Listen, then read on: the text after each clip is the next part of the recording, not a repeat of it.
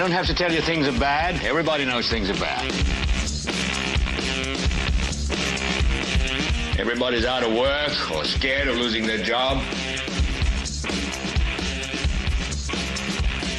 The dollar buys a nickel's worth. Banks are going bust. Shopkeepers keep a gun under the counter. Punks are running wild in the street, and there's nobody anywhere who seems to know what to do, and there's no end to it.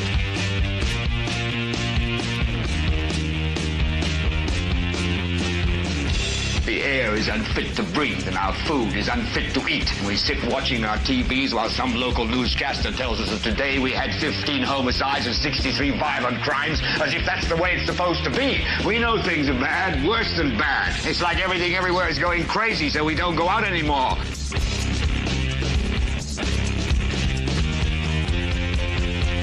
We sit in the house, and slowly the world we're living in is getting smaller, and all we say is, please, at least leave us alone in our living rooms. Let me have my toaster and my TV and my steel-belted radios, and I won't say anything. Just leave us alone. Well, I'm not going to leave you alone. I want you to get mad. I don't want you to protest. I don't want you to riot. I don't want you to write to your congressman, because I wouldn't know what to tell you to write. I don't know what to do about the depression and the inflation and the Russians and the crime in the street. All I know is that first, you've got to get mad. You've got to say, I'm a human being. God damn it. My life has value. So, I want you to get up now. I want all of you to get up out of your chairs. I want you to get up right now and go to the window, open it, and stick your head out and yell, I'm as mad as hell, and I'm not going to take this anymore. Well, hello there, ladies and gentlemen, and welcome to this very special Friday edition of the show. You know how we do. We are only here 5 days a week, Sunday through Thursday, except for when we're here on Fridays and Saturdays, too. That's how we like to roll. Welcome to the show, ladies and gentlemen. Whether you're watching this live being brought to you on Friday, February 7th, 2025, at 9:03 p.m. Eastern, 2103. That's live, or at some point in the future, whenever you choose to watch. We appreciate your time and are thankful for you giving us a little bit of your time, no matter when you do. If you're watching, we ask that you please give us the thumb, hit the like button. If you are not subscribed, please consider hitting the subscribe button. It does not cost you a dime. If you are subscribed, or when you hit the subscribe button, we would ask you to click the bell so you set up your notifications. And then above all, the most important things are, if you're here live, comment over here on the right-hand side. If you're watching in the future via replay or repeat, comment down here. And above all else, share the show with everyone you know.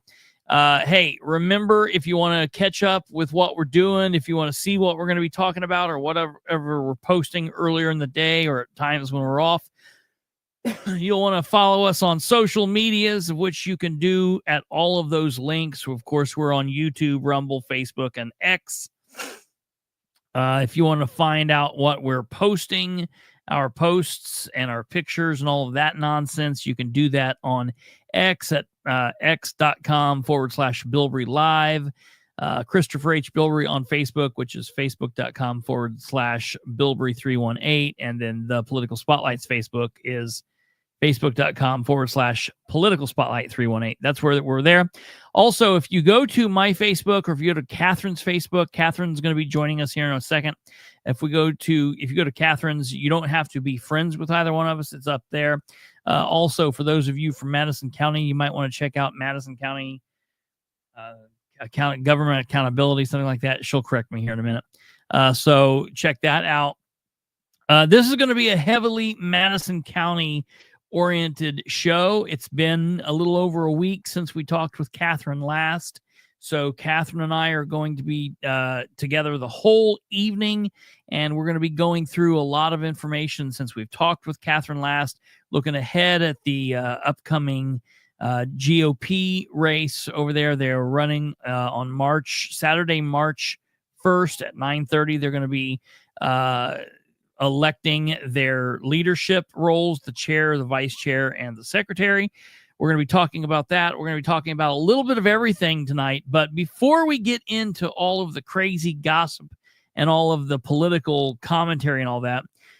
We're going to be bringing Katherine on, but then we also have two other guests that are going to be joining us. And so we're going to be talking about that. But before we do all of that, we have to say a very big, special happy birthday month to Mr. Brandon Rudd, the one of the founding co-hosts here on the show. Mr. Brandon Rudd, I think that he turns 74 years old today, 73 or 74. I always forget, but Mr. Brandon Rudd, he is the only 40-some-year-old man that lives his life like a woman, celebrating his birthday all month long.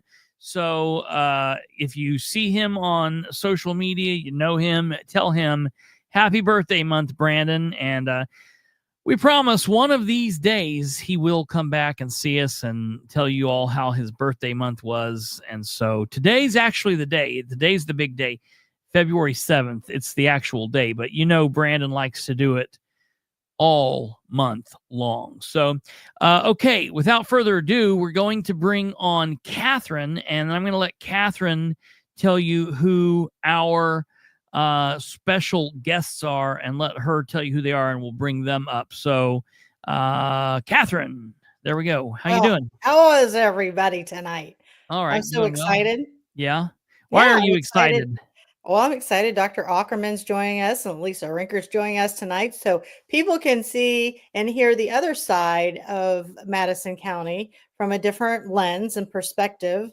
I think it's exciting that, you know, both of them are going to come on, kind of give us a little history of what made this movement all take place. Lisa ran for commissioner against John Richwine, came very close, 90 votes. I'm not really. She's been on the show before. Yeah, I'm not sure she lost after watching the whole testing of the machines. You know, somebody made a very valid point to me today, and they said, how can somebody charge Larry with stealing ballots? Because the numbers actually matched before he walked out of the testing room. So if the numbers matched, nothing was stolen. And so it should be okay, which that's a very good point.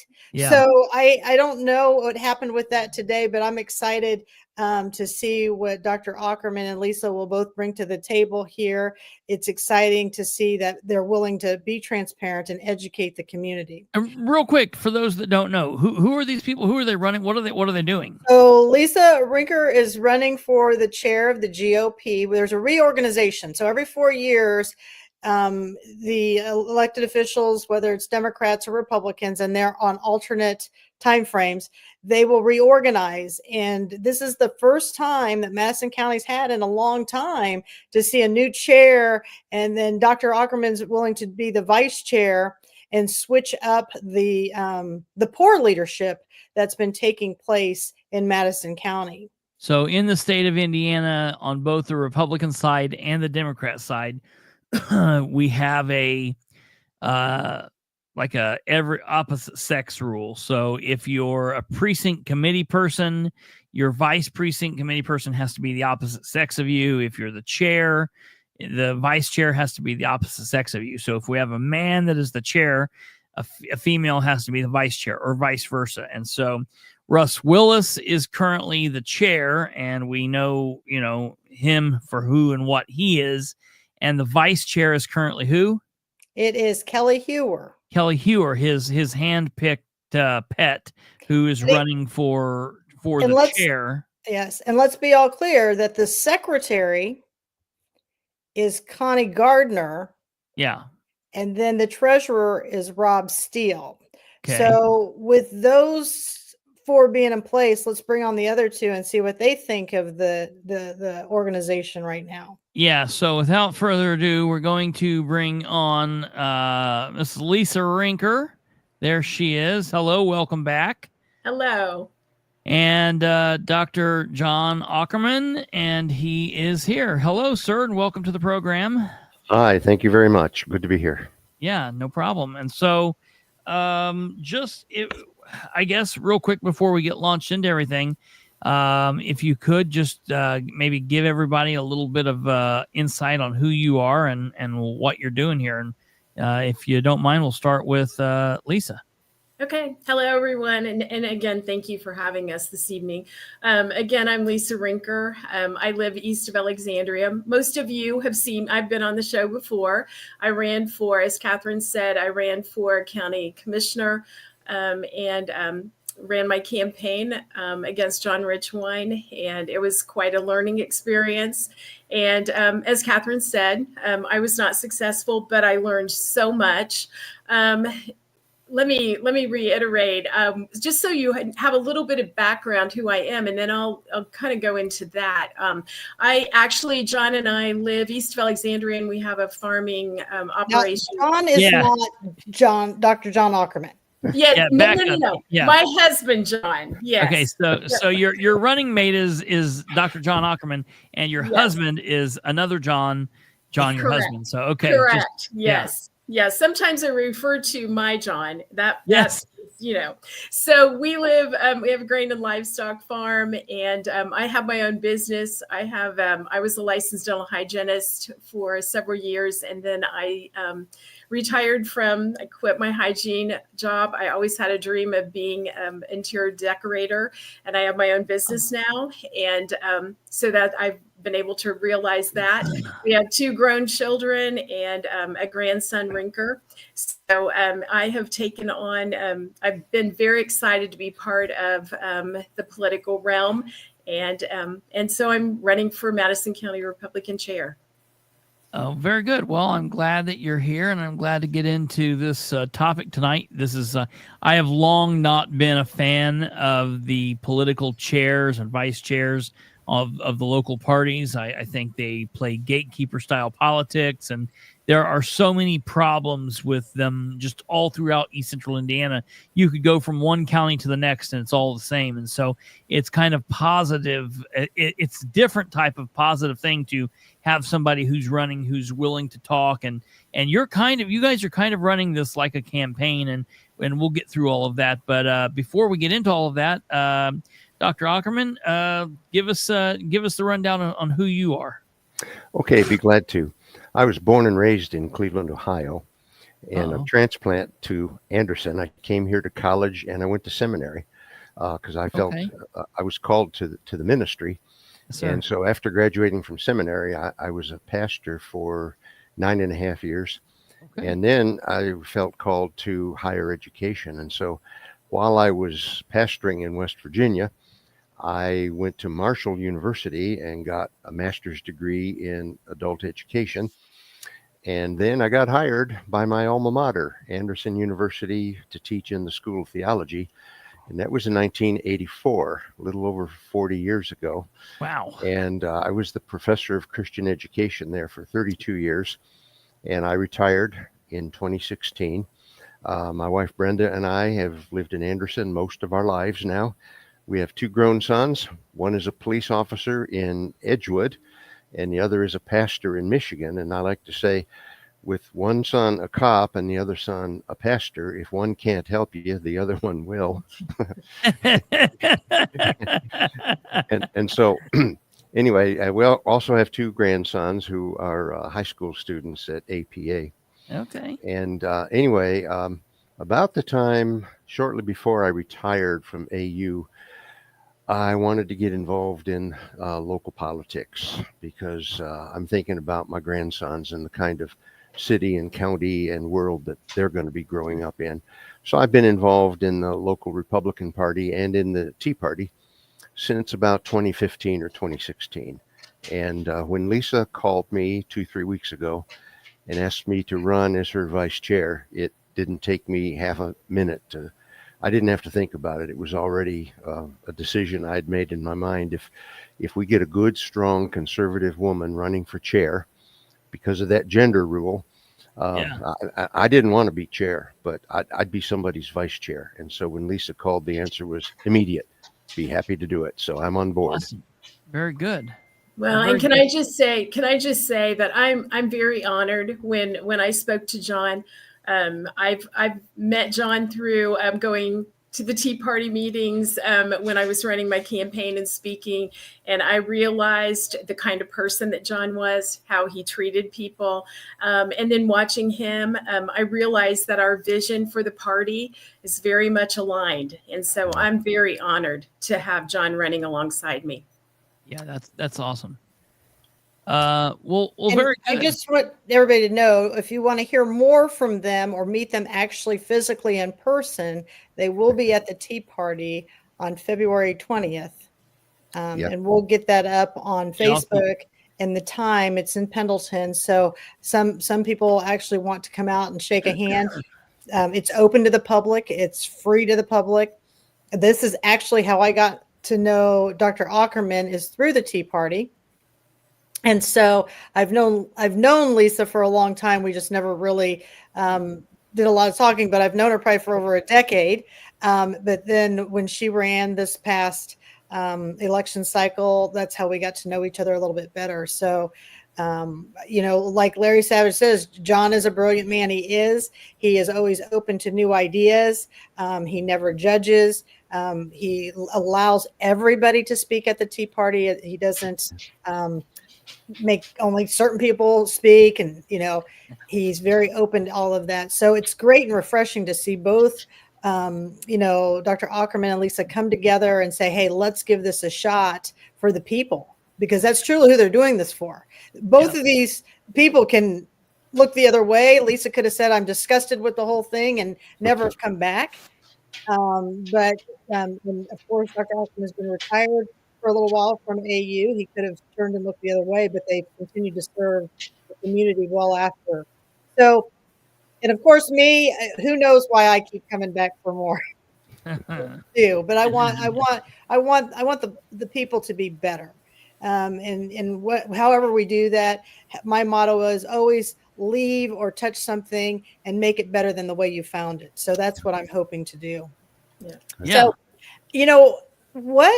on top of being involved, what are your thoughts about Rick Gardner running? And let me tell you why I asked this question. I have great concerns because if Connie Gardner is Rick's wife and she's the secretary already of the organization, what will that mean and what will that look like as far as nepotism? I mean, we have a lot of that in the county.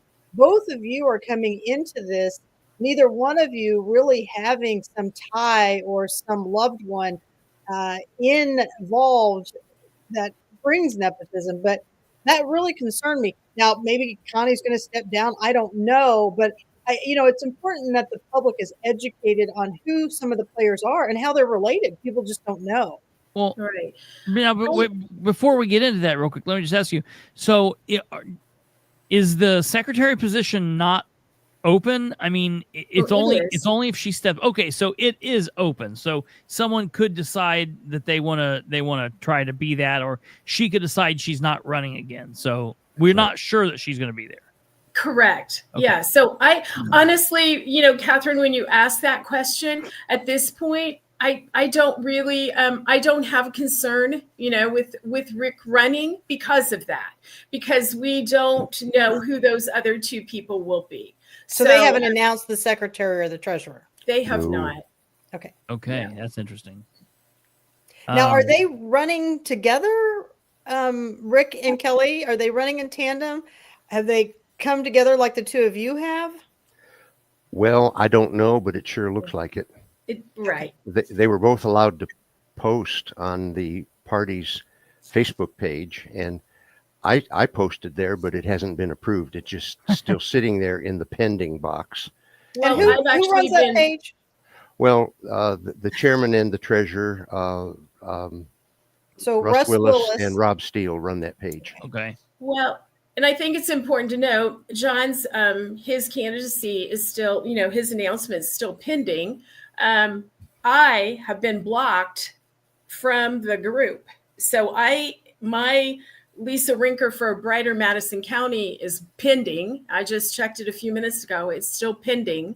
And I submitted mine through my personal page, but it's still sitting, for approval. my candidacy announcement. So, and to be really honest, that is one of the reasons why after I had my commissioner's campaign, of course, and I realized at that time I was blocked from the page. I finally was able to be join the page. A lot of there are still, John, good luck, because I still have I have submissions to that page that are still sitting there from when I ran for commissioner. Wow. So that was one of the things that I looked at, that we have to unify the party. We have to allow everyone to be part of the Republican Party. We shouldn't be picking and choosing. And as you said, Chris, we should not be a gatekeeper as chair. You should not be a gatekeeper for who can come into the Republican Party. We need the party to grow. We need to get people involved, young people, older people. I actually, when I was running, I was able to get people signed up that were in their 50s that had never voted before. So there are people, we have to work together. We have to unite the party. And that, in my opinion, that's just not happening, and has not happened for some time. I mean, Dr. Aukerman, you've run lecture halls, you've run classrooms. So when you have students who may not have agreed with your point of view or how you interpreted something, would you oust them out of the class or shun them or fail them for the course? No way. But that's really what we have right now.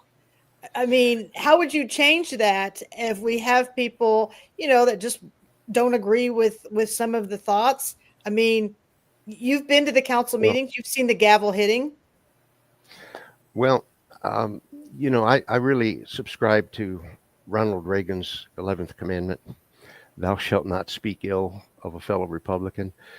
And if I were running a party's Facebook or any social media, I would welcome all members and all comments, unless they were vile or violent, and then I'd give them fair warning. The group would have to have rules.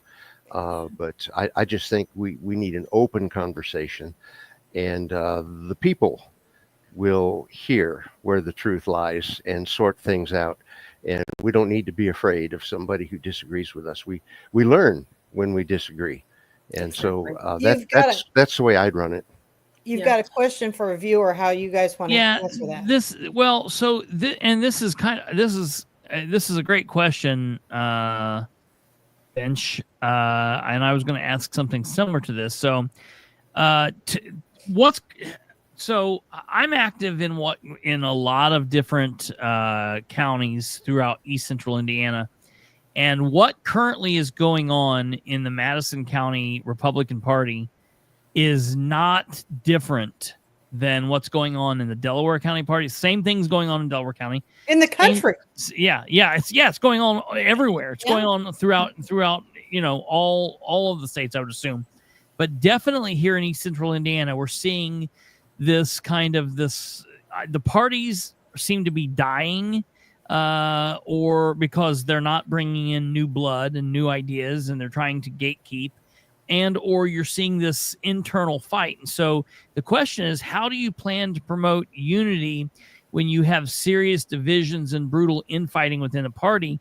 And that's the question. I would say, what I think is, with new leadership, it would quail a lot of those infighting, because you would be able to accept all ideas. So what do you have to say about that? Yes, well, yes, that's one of the key points that we need to look at, is to unify the party. Because as you said, Chris, right now, there is not unity in the party. We have two groups of people. And as I've been talking to people, I say to people, we should not be using the word faction when we talk about the Republican Party. That's not a word that you're going to hear come out of my mouth, other than when we're conversing about this right now. We should not have factions. We should all, first of all, if we accept one another and we communicate with one another. Now, that's not to say that we won't disagree. I'll disagree. I won't agree with all of you, but as long as we can communicate and we're good listeners, we can come to some kind of agreement.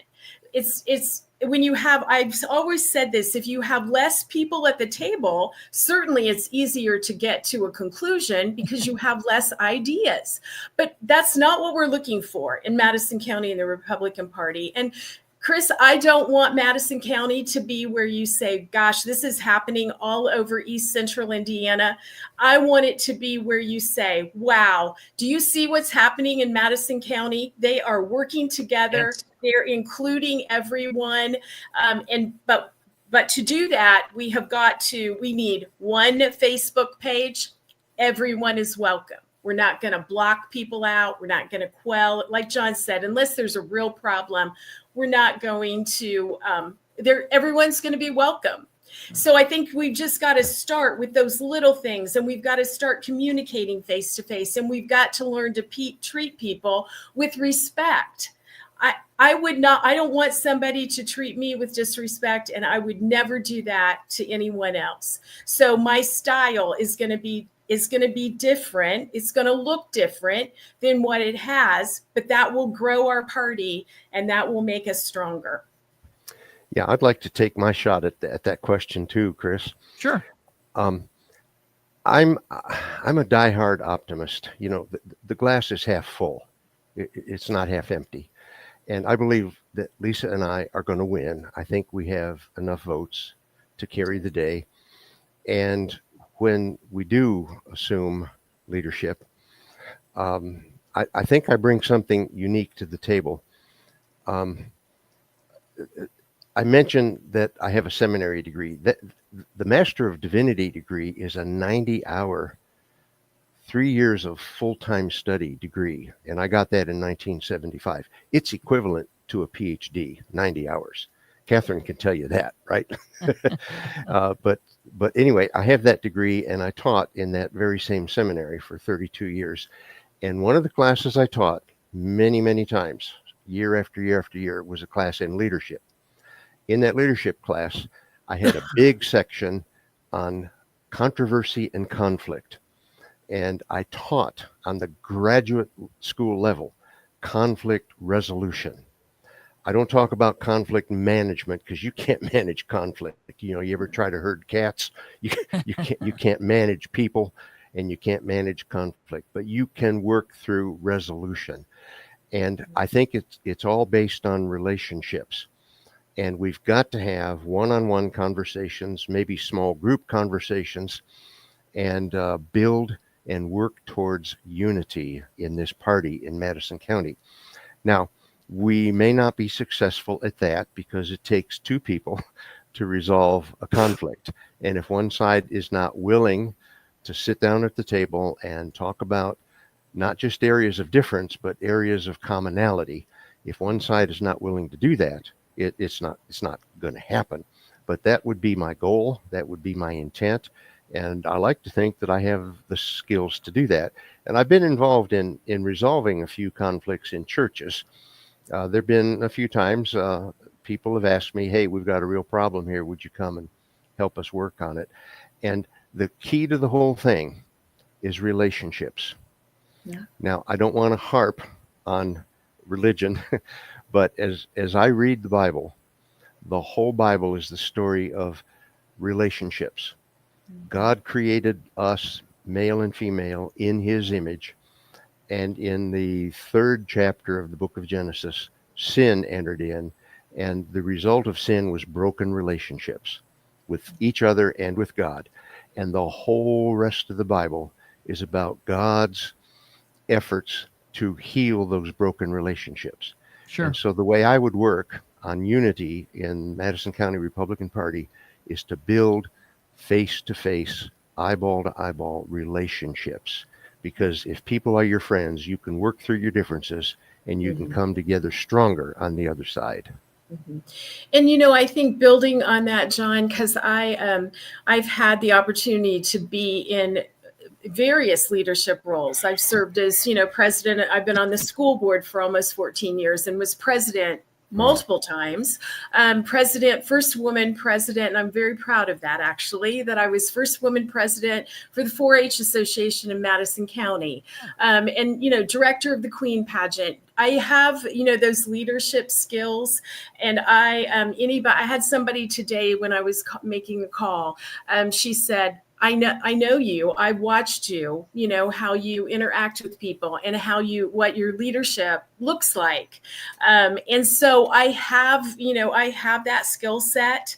And I know as you said, John, I appreciate that so much, how you treat people face to face. And I think you have to be willing.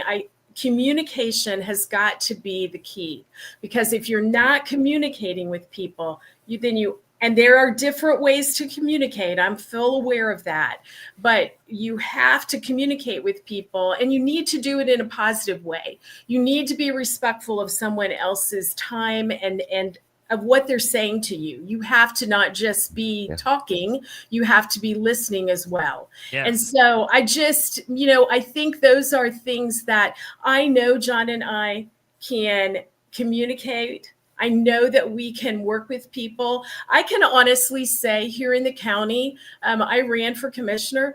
I look through the PC list and the vice PC list. There's no one on that list that I have a problem with. What I have a problem with is not the people. You can put any person in that. What I have a problem is with how things are being handled and how we're approaching the questions and the concerns and that type of thing. So it's not the people, because I don't, like I said, there's no one on that list that I have a problem with. I know that we can do better. I just know that with new leadership that we can do better. We can make the party stronger. We can get young people involved. When I was campaigning and I went to doors and I heard people say, "Oh, I don't want to be involved in politics." And I would always say, just by the virtue of the fact that you're born in America, you're part of the political system. And it shouldn't be that people see us as a negative. People should see us as a positive. We can do this, and we can make people feel good about the political realm and not look at it as the negative. And so if Madison County can be the first county in East Central Indiana or in Indiana to do that, I want to do that. And I believe we can. I truly believe we can. Yes. Can I add one more thing? Sure. According to the state party rules, the rules are available to anybody. Just go to the Indiana GOP website and click around. There's a resources link or something like that, and you can find the rules. The rules for the county committee, which is defined as all the PCs and vice PCs. The rule says they are to meet once a year, at a minimum. Yes. Do you know how often the county committee meets in Madison County? I was going to say, I was going to ask you guys this at some point, but how frequently do you guys meet? It's once every 4 years to elect officers. It's the reorganization meeting that we're going to have on March 1st. Crazy. And we're supposed to meet at least once a year. And in talking with Lisa, I know she plans to have regular party meetings. For information and relationship building and training of new PCs and training of candidates. And we want to do the whole 9 yards. Yes. And we're going to, we are, I've already talked to Josh Waddell. I had the opportunity to talk with him. He's the executive director of the Indiana GOP. And he indicated that they are going to counties and doing trainings. Sign us up after March the 1st. Sign us up, because there are, when I talk to PCs, there are PCs that don't even know what their responsibilities are. They have been led to believe that the only thing that they need to do, as John said, is come to the caucus, the reorganization, once every 4 years and vote for select candidates. Let's just put it that way. And I will tell you that when we would meet, like when we were in the candidates in 2020, it would be at an Arby's. I mean, there's no GOP headquarters for Madison County. Now there's a Democrat headquarters, but you don't even have a meeting place. Just like how ridiculous this is. The meeting is 3 weeks away, and we still don't have the actual place that it's even going to take place for the voting. We just have a time and a date. That in itself is a problem, especially when Kelli Heuer is one of the candidates. She's the vice. She should have all this showing that she's planned this all out. And that's not taking place either. So and I just want to say, there's been a lot of people. This has been a big movement in Madison County, Kristopher. This hasn't been a small thing. Oh, yeah.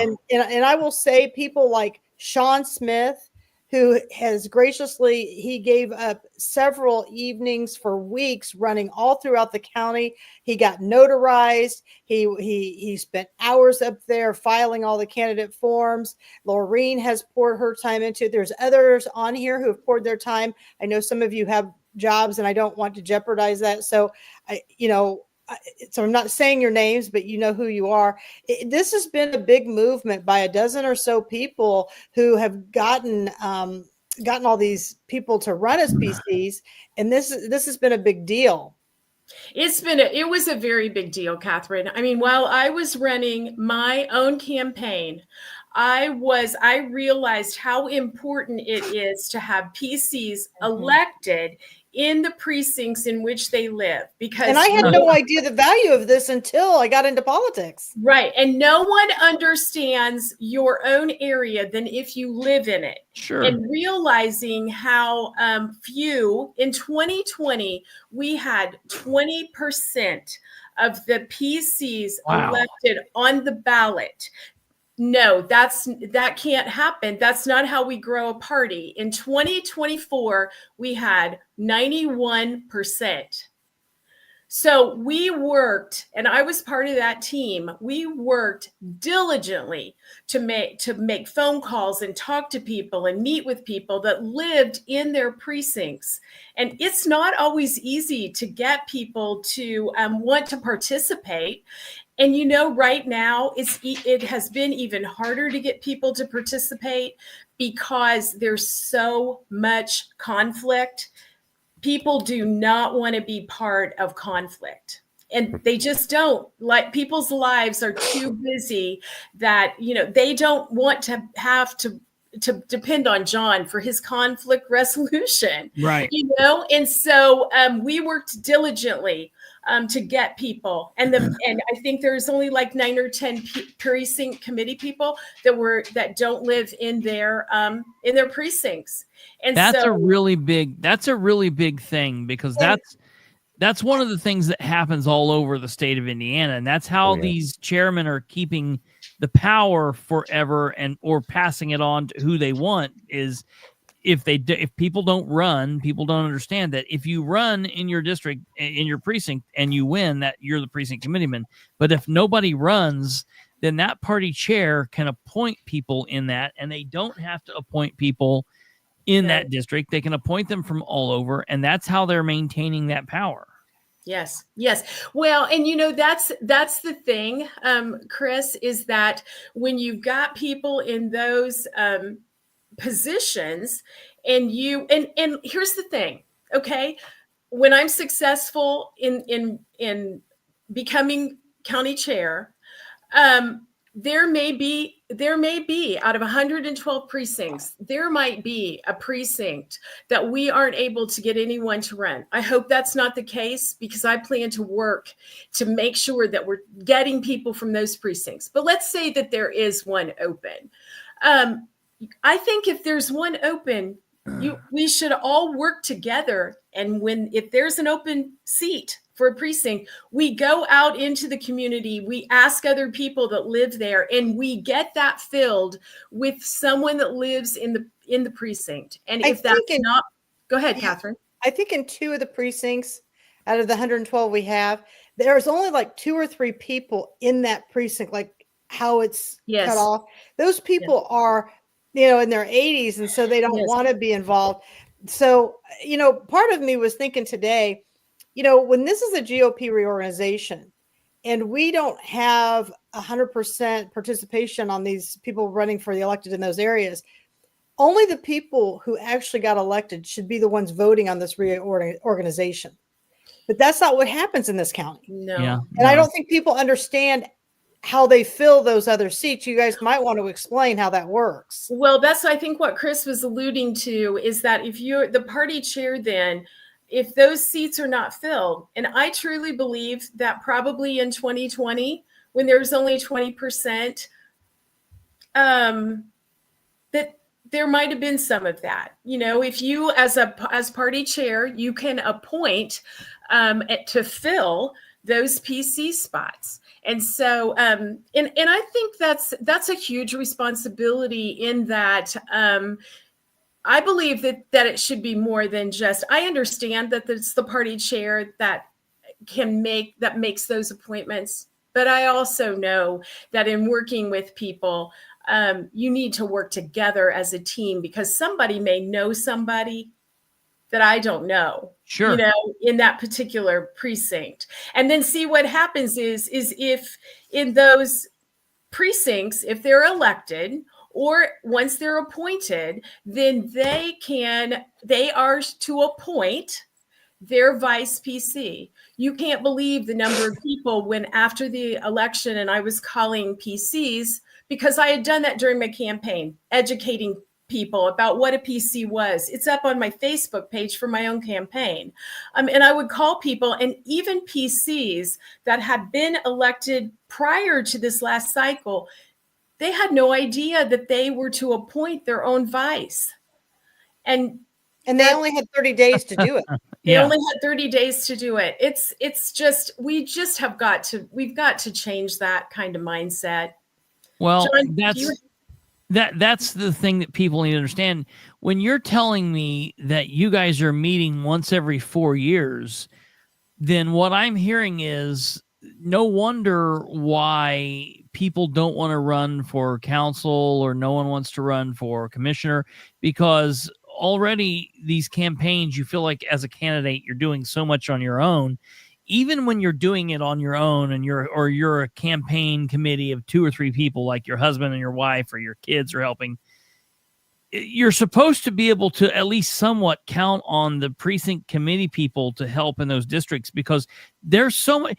The precinct, the office, quote unquote, office of precinct committee person is both the most boring and non-important office, and at the same time, the most exciting and most important, because number one, it's supposed to, every 4 years it picks the chairman, and that is a very powerful job.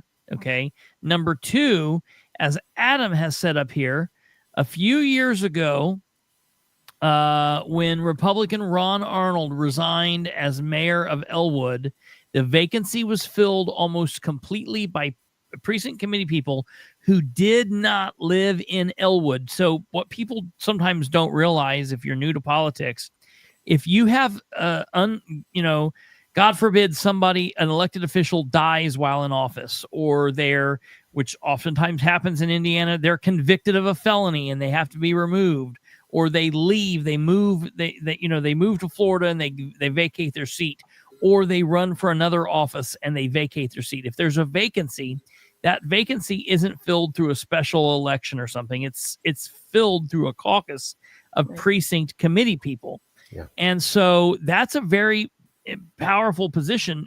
I know in the period between 2020 and 2023 here in Muncie, we have 9 city councilors, and 5 of the 9 city councilors during that 4-year period left. And we had a council that was made up of 5 councilors that had been elected by precinct committee people, and some of those were the districts. So some of them, 3 or 4 people was electing this councilor for the whole city. And like in Elwood, when you have Elwood precinct committee people, quote unquote, that's electing the Elwood mayor, and you go to those precinct committee people and they all live down past Anderson, and you're like, what do you know about Elwood? Who do you know up here? So that's a very corrupt way. Maybe corrupt in the bad way, or corrupt just in not the way it's supposed to be working. That's a very corrupt way of operating. And so that needs to be dealt with. But the other thing is, during elections, those precinct committee people should be going out and calling and beating the doors and putting signs up for people. And should be getting people registered to vote, should be getting people signed up if they want to do early voting.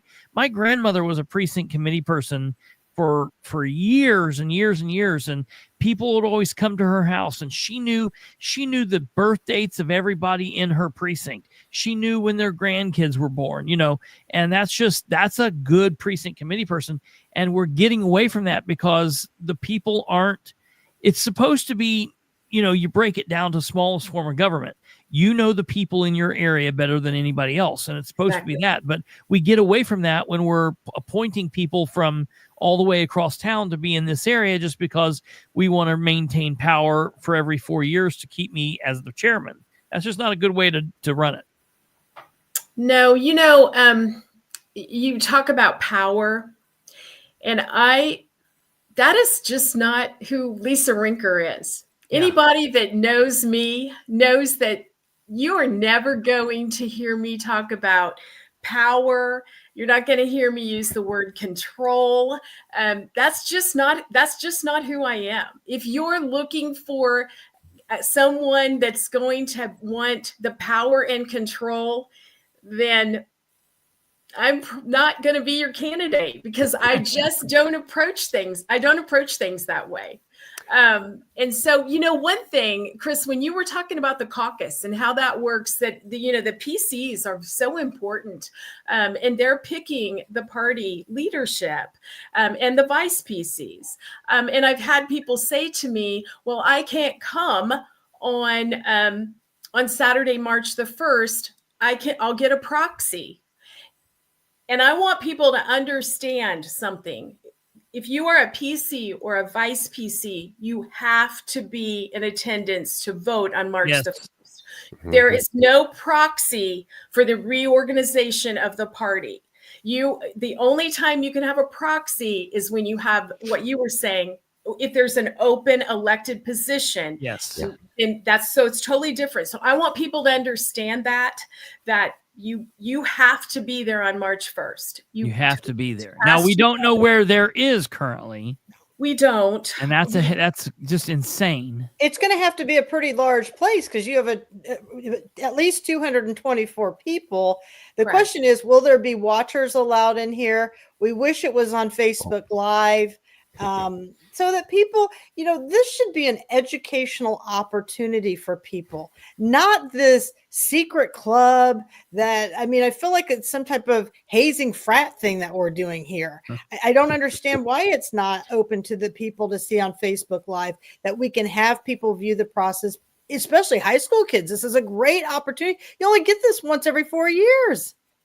It's an incredible opportunity to watch this.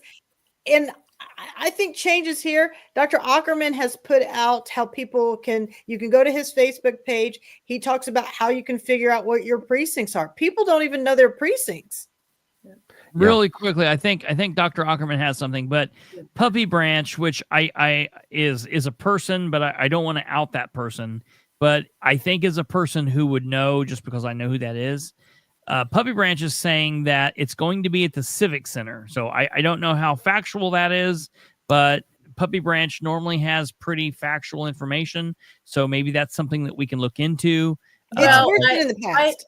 I have been told that typically that's where the functions are, is at the Mill Creek Civic Center in Chesterfield. Yeah. But John and I are not going to assume that. So sure. The letter and the information that we are putting out there, it just says March 1st at 9:30. Now, I have contacted. I've not been able to get the certified list from the state, and I am not able to get that until the current chairman calls the caucus, and he has up until 10 days prior to the actual caucus, March 1st. So it's February 19th that he can call the caucus. Then after he calls the caucus, I can request the certified list. Okay. So they're already working the certified list because they have it, Chris. But nobody's given them the certified list. Yeah, this is a problem. Right. This is a huge problem. And Kelli Heuer and Rick Gardner should be advocating to give this to these two individuals, right? But you don't see them advocating anything like that. This is a great question here for Dr. Aukerman and Lisa from Dave Sargent. He is a precinct committeeman. And I will tell you, he has worked so many polls in the past. He has knocked on more doors. Him and Phil Poore have knocked on so many doors and worked the polls so many times. And I'm grateful to both of them for doing all that. But there's a question if you want to answer that. I think he had a statement or something that he was trying to make. Well, yeah, I did want to talk about the meeting, the reorganization meeting. And Dave is asking, what do we think about live streaming it? I wouldn't have any objection to that. But once I describe it, you might see that it wouldn't be worth live streaming, because I've been to 2 reorganization meetings. In 2017, I was a vice, and in 2021, I was a PC. So this will be my 3rd reorganization meeting. And in the 2 that I've been to, it's very businesslike. It's there's an agenda that's announced, and there's no deviation from the agenda.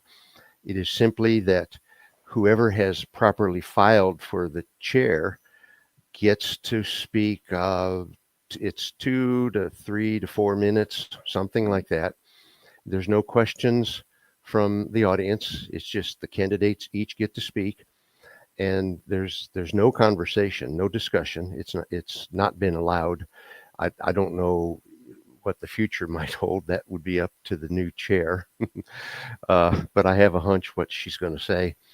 But then we go into voting, and it's by secret ballot, and each member of the group has to have their photo ID. So if you're a PC or a vice, bring your photo ID. Thank you, Adam. 2 minutes and 3 minutes to speak. Okay.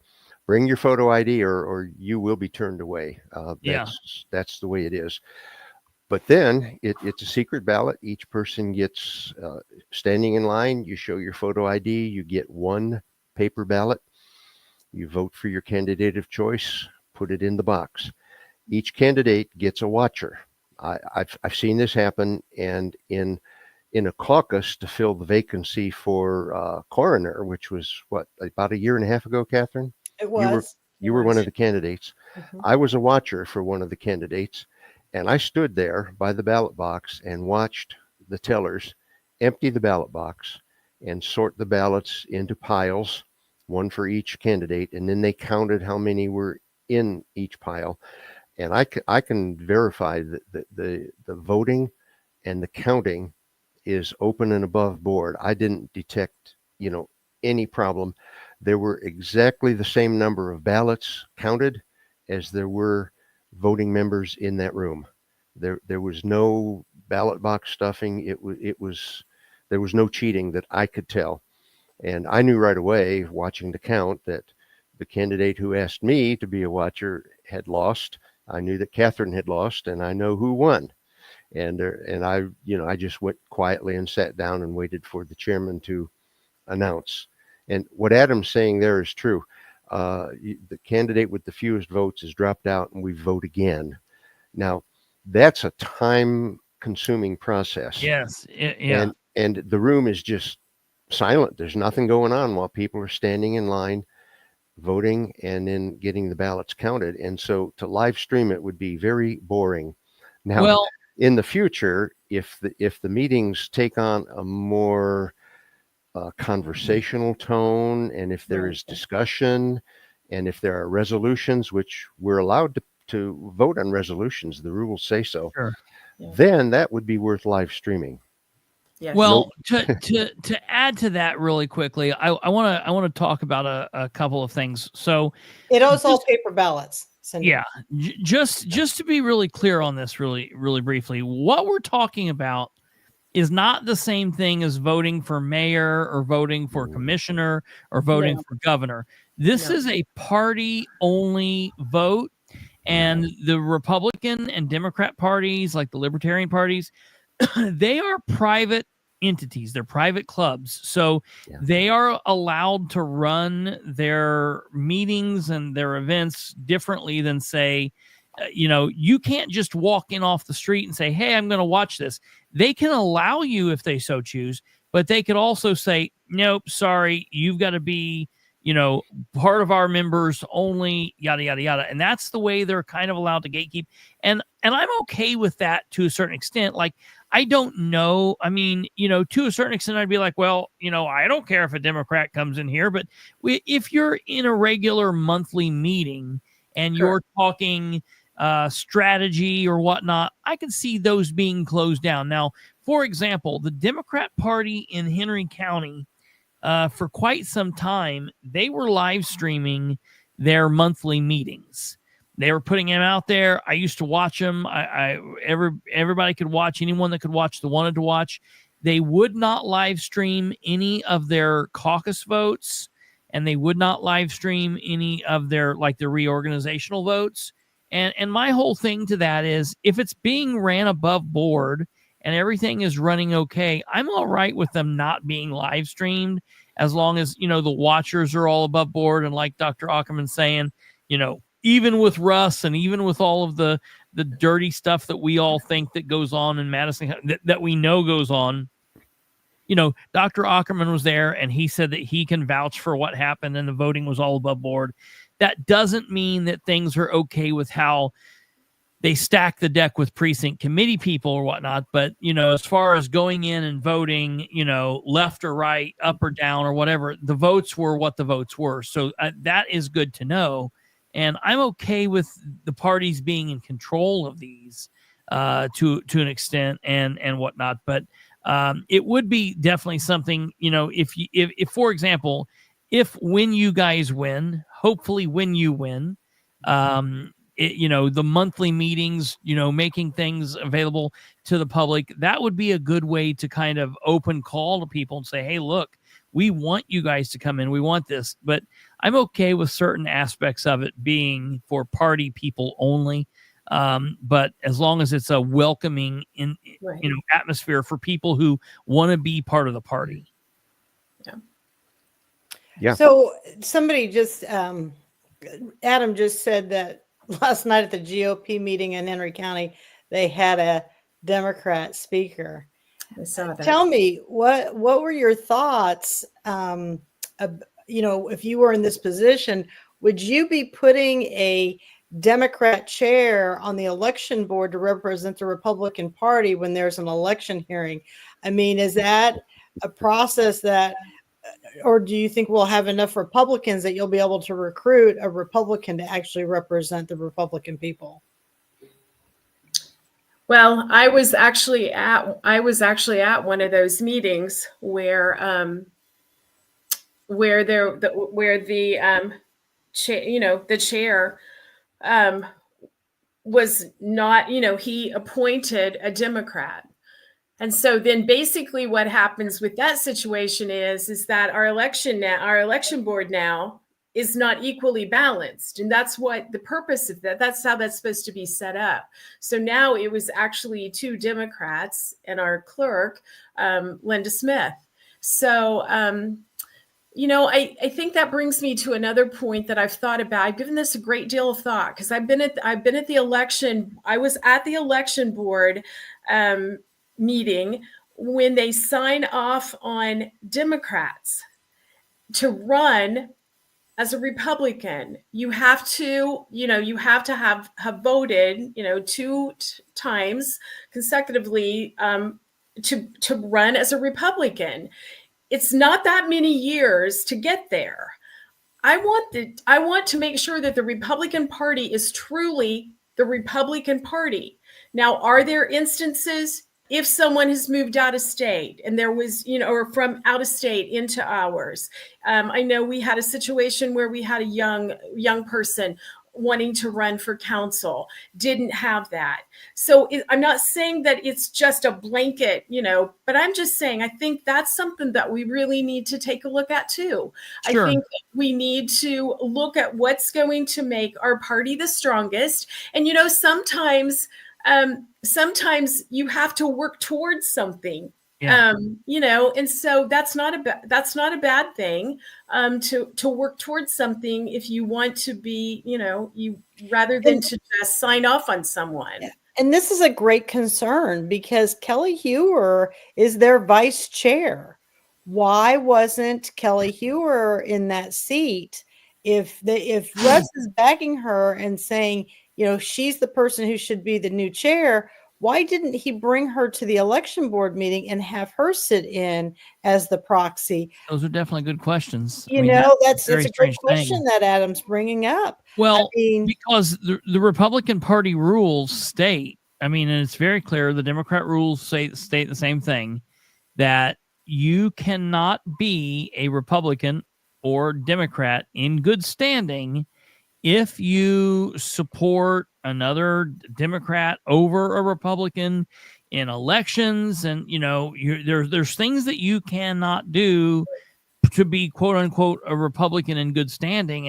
And I would think that some of those actions that were committed would be something that could very well call into question, his standing. And I would just hope that, if and when you two are successful, that, the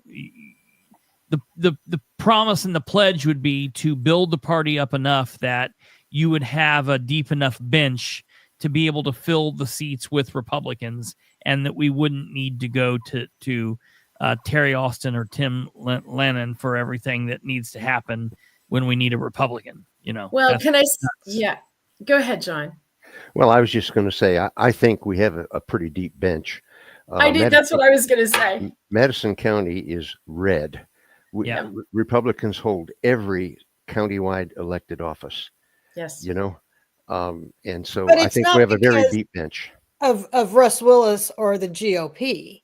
I think Dr. Aukerman was very helpful when we were running for coroner. Nobody would let us speak. He allowed us to come to the Tea Party with open arms and allow us to share our platform with the community. That's something that the GOP never did, but running the Tea Party, Dr. Aukerman allowed to happen. And that's the kind of leadership you want to see in these roles.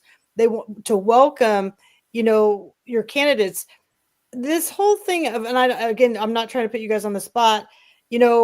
We have about 11 slots that were open that nobody ran for election. Over 50% of those slots are by people who lost their PCs in their area. So this is a big problem because you can swing a vote with 24 votes out of 224. Yeah, Katherine, I think you need to explain that a little bit better, when you say that, how that actually worked. I'll let Dr. Aukerman explain how that kind of worked. Well, okay.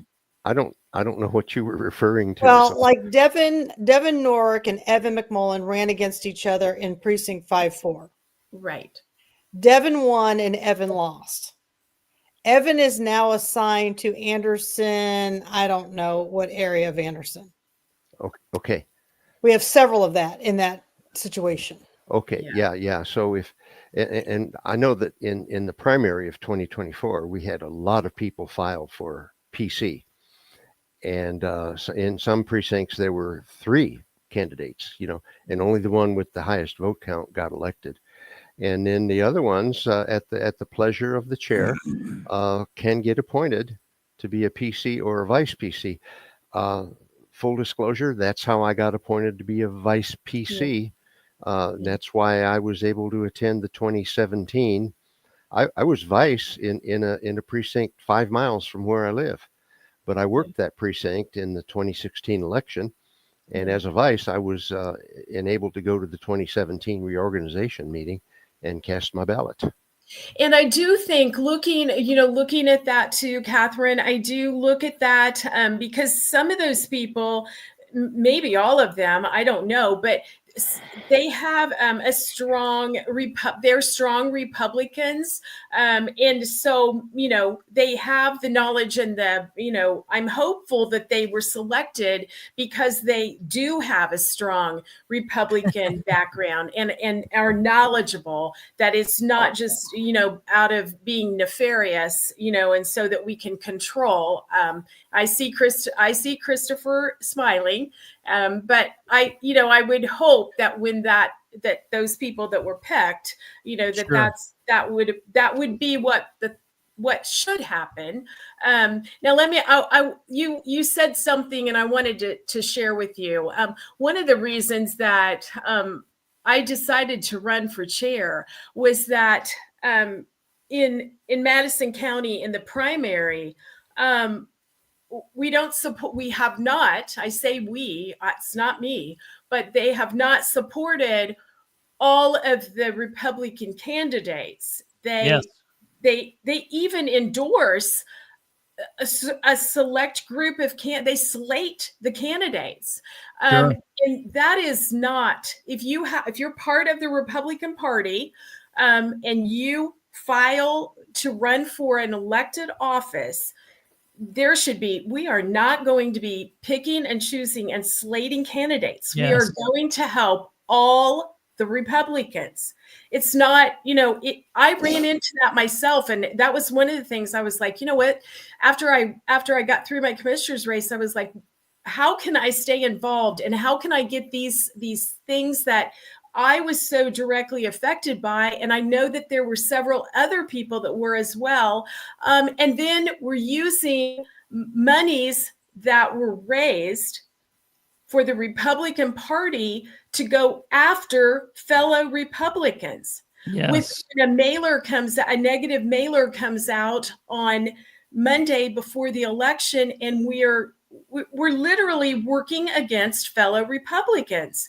And we're not going to do that.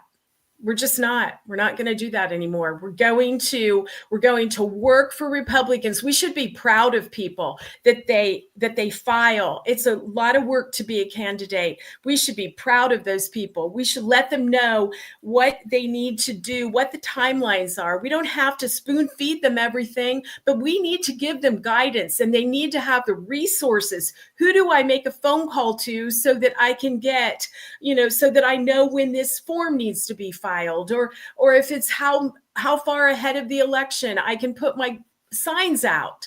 That ought to be something that, as chair of the party, it's that you help everyone. I think that's a really good point to make. And the other thing I want to say here, and I think this is a weird thing, because I've always said this, like,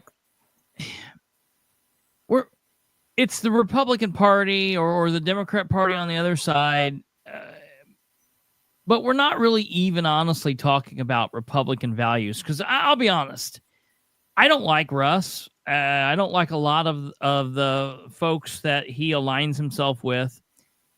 But deep down, I honestly, if you ask me, as my belief as a right-leaning, constitutionally minded, conservative-ish libertarian, what my belief is on immigration, I'm pretty sure that mine and Russ's opinions probably align.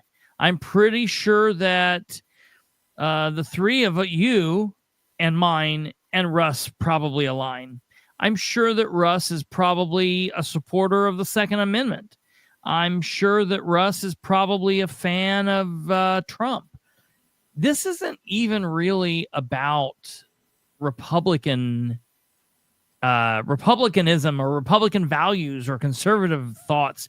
In some aspects, it is definitely with like the First Amendment issues that go on within the county.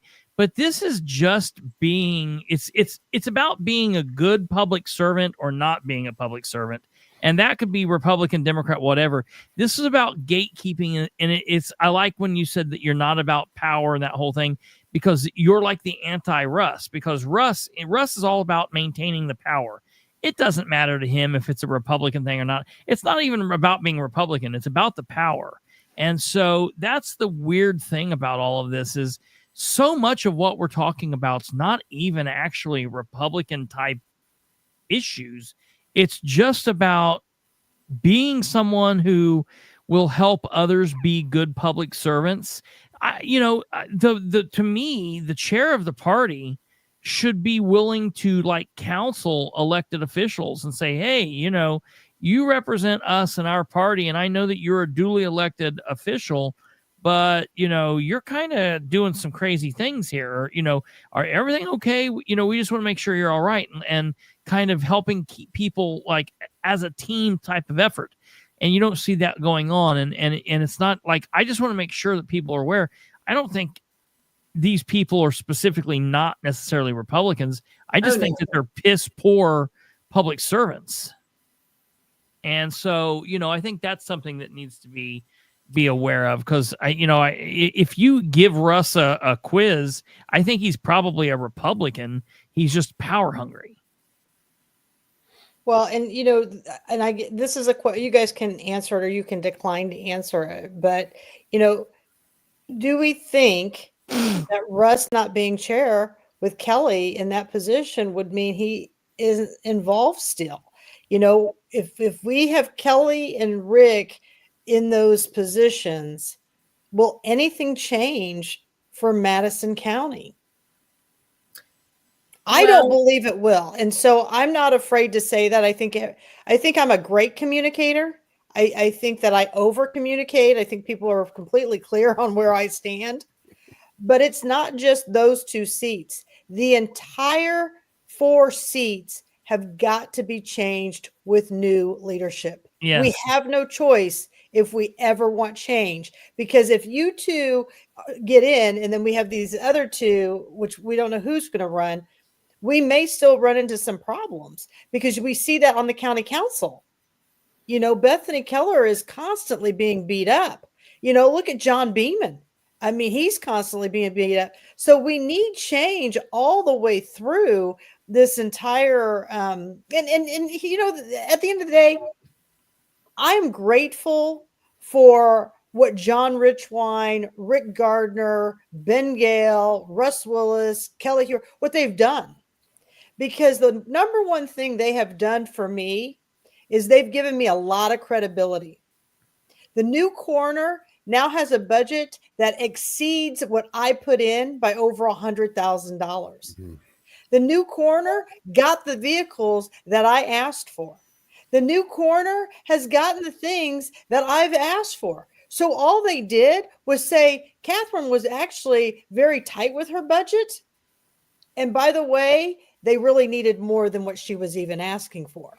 So, but at the end of I'm grateful. So their time is served now that I've gotten to prove my point and say, I told you so. Now we need new leadership across the board. But I don't know. I mean, again, this is your guys' platform on what you believe. I do believe that even if we had the same bodies as the secretary or the treasurer, that you 2 could work with them. I don't think there's anything in me that. And people ask all the time, why aren't I running for chair? Well, because I wouldn't work with them. They're a bunch of liars and I couldn't do it. So you 2 are a lot more polished. And I mean, clearly, if you watch this whole show tonight, what great listeners that both of you are, and you're not talking over under, each other, and you work well together. So just some of my thoughts, but, feel free to answer how you think. Well, Katherine, let me answer that. Okay. I've given a great deal of thought to that. And I think I read the article in the newspaper, and I think the fact that the current chair, Russ, endorsed Kelli. But beyond that, she said she intends to follow in his footsteps. So I personally am not going to follow if I don't agree with someone or their actions, I'm not going to follow in their footsteps. So I do have a concern about that. I think that's something that people need to think about. You are absolutely right. Regardless of who the secretary and treasurer would be, I'm confident that John and I can work. I am very confident that we can work with anyone. Sure. So you're out here with me. I'm not concerned. I'm not concerned about that. Yeah. I mean, that's not a concern that I have. We all, I made a comment to someone, somebody said, well, she said such and such. I said, listen, I only can control my words and my actions. I have no control over anyone else's actions or words. So, just because, I may be, you are associating me with this person or that person, we are not the same person. That person has every right to voice their concerns and their opinions, and I do it my way. So, we all work there again. We all work together. That's just the bottom line. Well, in Lisa said that, or not Lisa, Kelli has said her mentor has been Russ for over the last decade. That's worrisome. Well, and you know what? You do. I mean, honestly, you do learn from the people who are your mentors. I mean, Look at children. I mean, their role models are their parents. So that's how they learn. We learn what we live. So yes, I think that's important. I think, I think it's important to note that if you don't agree, if there's something that happens that's so outrageous and you are the vice or the secretary or the treasurer, and you don't agree with what the chair has put out, each one of those positions has a role, and that's why you have a vice. The vice is to step in when the chair cannot do their job or even refuses to do their job. And if you are not aligned with that, what would I personally do? Or when they have committed an election crime. Well, I would personally just in that situation, the way I would handle that, I would put it out and I would say, I was not party to that. I did not agree with that. And because of this, I resigned my position effective immediately. But that's just how I would do it. But that would be some integrity. That's pretty much the way I would do it. Absolutely. Yeah. I want to put this up here real quick. This is on your page, which is what's the name of that page? Lisa Rinker for Brighter Future Madison County. Yep. And this is just kind of a 5 reasons to vote for Lisa. And it's got basically your background and who you are. And so if people let's just be real clear that, Kelli Heuer is saying that Lisa Rinker doesn't have the experience that she has. Well, and correct me if I'm speaking incorrectly, but I don't believe Kelli Heuer has ever ran for an election. Yeah, no, I don't think so. I'm pretty sure that Lisa has experience of running as a candidate. I know Dr. Aukerman has ran as a candidate. So, they do have more experience than what everybody is alluding to from the other side. Well, and let me just address that. Okay. So if we're talking about political experience, as I said, I served on the Alexandria School Board for almost 14 years. Okay. I served on the Indiana School Board Association on their legislative and their nominating committee. So I do have that background. Sure. However, a lot of my leadership experience and John's as well, is in the community. We're active in our community. So you can get experience. Yes, while someone may have more experience in the political realm, I would put John and I's experience record up against anyone. And that's where you learn valuable lessons. So all that, if you want to talk about experience, we've got it. Absolutely. And almost all of my experience has been in volunteer organizations, not nonprofits, churches, Yeah. et cetera, et cetera. Yeah. And the Republican Party is a volunteer It organization. is. Yes. You know, Sure. in Madison County, nobody gets a salary to be an officer in the Republican Party. We're all volunteers. And I Yes. know how to work with volunteers. Yes. And you got to pay them, but you can't pay them money. You pay them in other ways. Yes. Non-fungible tokens. Yeah. Correct. Yes. And Yeah. sometimes it's just a simple smile and a thank you. It Yeah. is. It's exactly what it is. I think that's what John was alluding to. Yeah. Yeah. And a congratulations, you won your election for PC. Yeah. Yes. Yes. I never Yep. received that when I won my election. No, well, you know what? Speaking of that, I really think, and this is something that I plan to do. When the deadline comes for candidates to file, it happened to be February 9th at noon. I'll have that embedded in my brain forever. The next thing that is going to happen is that everyone that filed on the Republican ticket is going to get a letter that says, congratulations. We are so excited to have you, in the Republican Party and on the ticket. And then proceed to give them, don't overload them at that point, but proceed to give them the few things that they need just to start right at the beginning and get them started. Give them your phone number, give them the contact, and then at that point, move forward. But I just think you absolutely have to let people know that you appreciate them and that they know where the resources are, so that you can get what you need to run a campaign.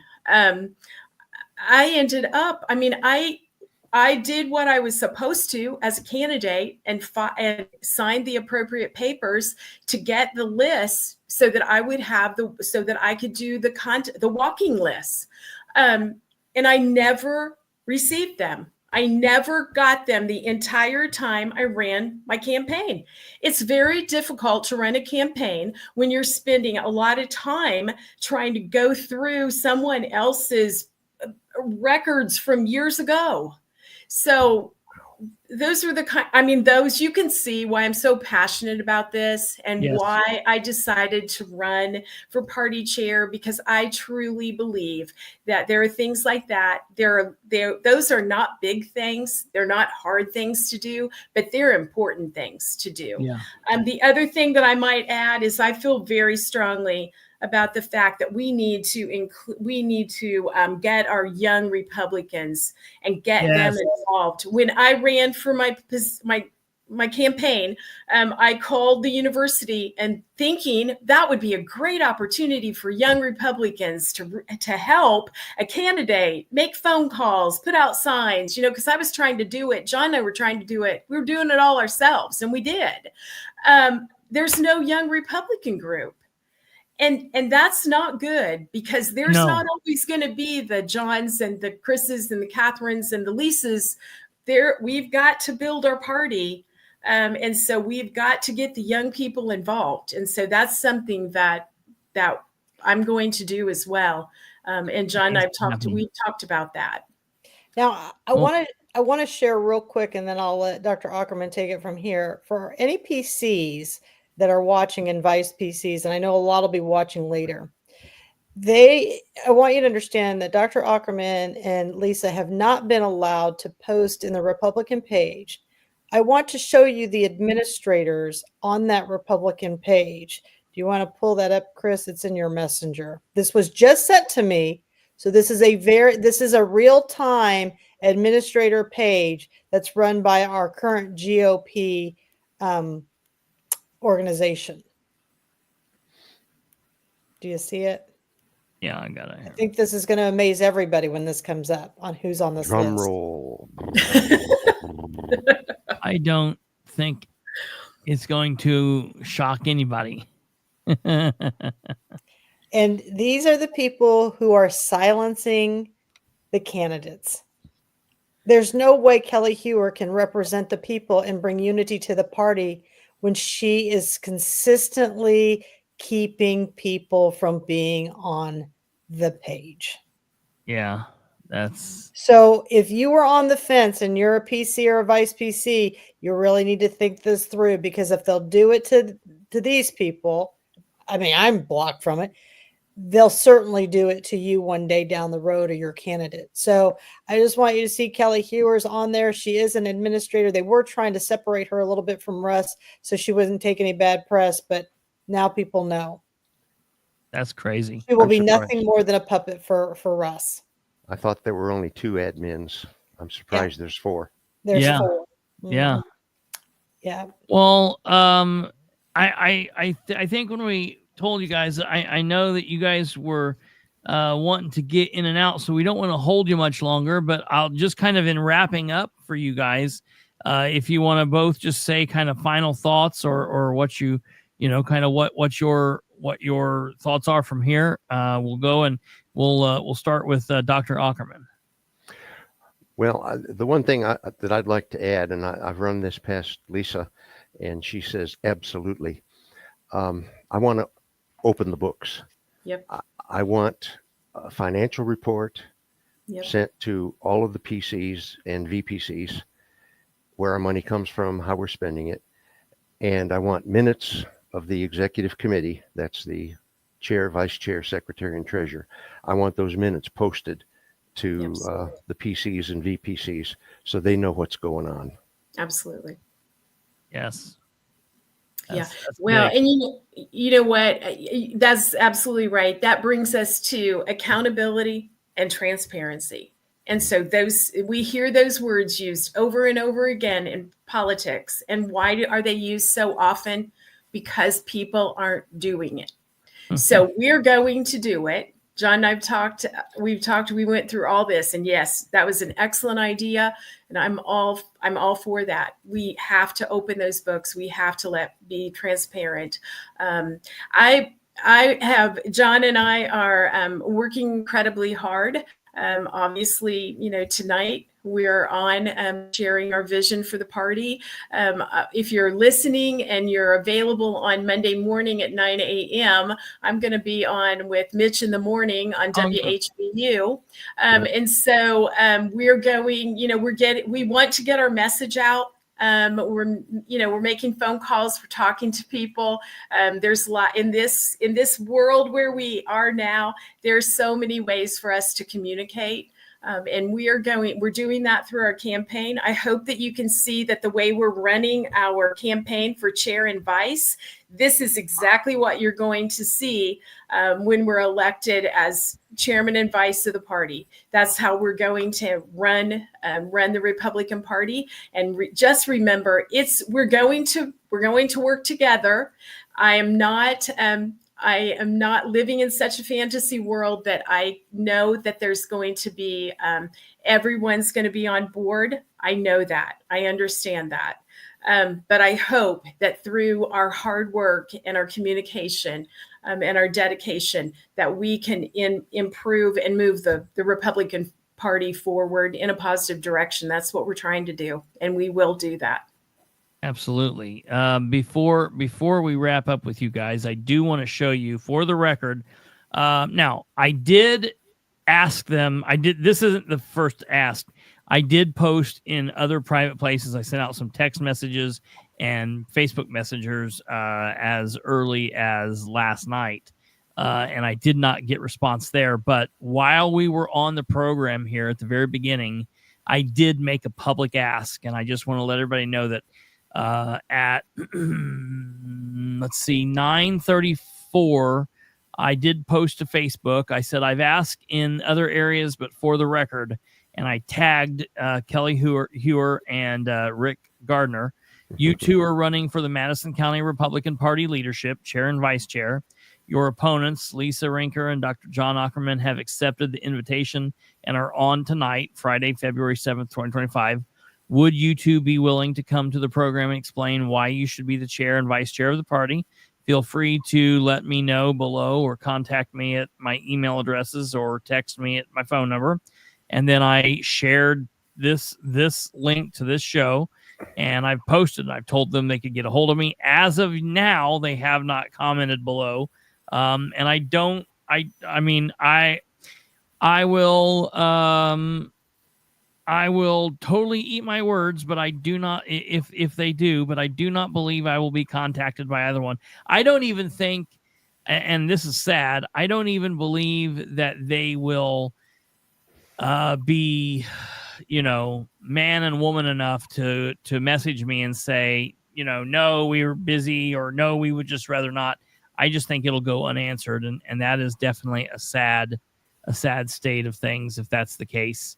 I definitely thank you guys for coming on. And if people want to see more or talk more, or you've come up with questions, you have their Facebook page, but I've sent you the Tea Party. This will be coming up. I will, of course, have it on Facebook Live for people to be able to view it who can't make it. We want to make sure that's open. It is open to the public. Dr. Aukerman usually hosts the Tea Party, so he will be there, even though he's not listed on here.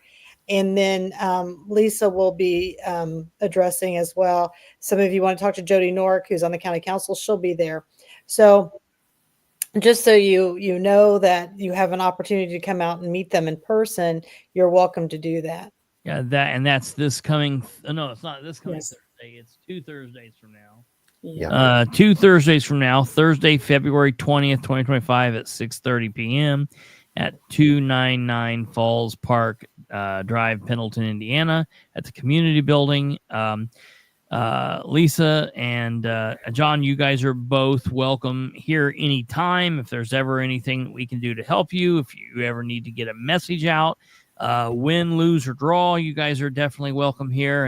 And I wish you all of the best in the world. I do hope that you are victorious on the 1st. Please, and I'm sure through Katherine I'll know, but please let us know when you do find a location so we can start pushing that out so people will know and we can get that out to as many people as possible. Yeah. That way the PCs will know. But I hope that you win. And if and when you do, you're always welcome back on here to help spread the word and get the message out. But I definitely thank you for your time. And I just want you to know, once you two go off, I am going to talk about some very nefarious behavior. We're not done.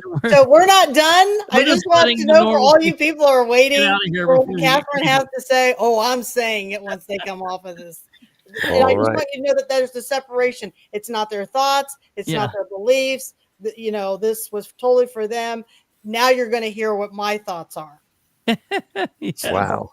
That's scary. It's scary. Chris, I see that Laureen asked, was Kelli invited to the Tea Party? I'm the scheduler, and yes, she was invited. Okay. And she declined. She said she had a previous commitment that night. That is big. Yeah, I was gonna ask you that. So thank you, Laureen. So you did invite her. She was invited to the Tea Party. And the other thing I want to ask you. It only meets once a month, people. So yeah. The other thing is, I know that the local newspaper has ran a big thing about the others. Have you guys submitted anything to the newspaper? Are you going to submit anything to the newspaper? Do you think it matters? Like, where are we on that? Do they know? Yes, they know. I sent an email to Ken Labastide as well as Scott Underwood, and told them that I was running as chair alongside John Aukerman. And so Ken reached out to me. He and I talked yesterday. It's supposed to be in the paper, in tomorrow's paper. And then I also told Ken that John and I would be more than happy to sit down and talk with him together. And so I have not heard back from him with regard to that, but they have that open invitation. So yes, sure. We've already done that. Do you think it'll be top of page 1 all the way across? Yeah. Well, let me share something with you. In my email to him, I did ask, can you tell me what the placement will be in the newspaper? I didn't hear anything, but yes, Katherine, I've had several people say to me that better be above the fold. We're going to take bets. So, yeah, but yes, I have talked to Ken. He was very respectful. We had a very good conversation. And so, and as I said, I've also extended the fact that John and I would be happy to meet with him again if they want us to do that. And what time is your radio appearance on Monday? It's 9:00 in the morning. 9:00 on what channel? WHBU. WHBU. And so, yeah, very good. Well, in the morning. I thank you guys for being on with us, and we'll follow what goes on. Okay. All right. Thanks so much. Thanks for inviting. Yes, no problem. Thank you. Night. Yep. All right, ladies and gentlemen, that was Dr. Aukerman and Lisa Rinker. They're both running for office within the Republican Party in Madison County, the GOP there. And we are hoping that they come out on top. And now let's let her rip. Okay. Now, I love those two. They're always very positive, uplifting, spiritual.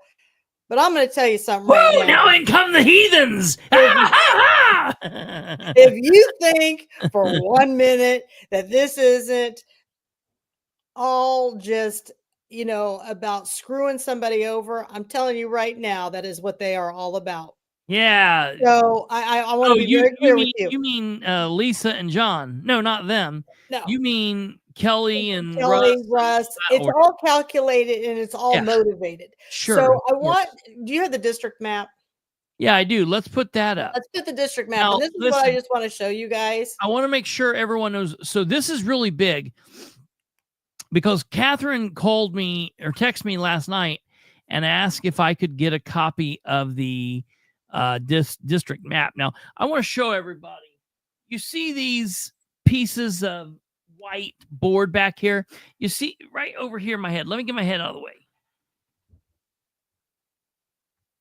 You see that thing that's got pink and blue on it? Those are great big maps of the what it is I have like 5 or 6 different boards back there. This board right up here by the gold in the forever inflatable tube, that's how I got off the ark.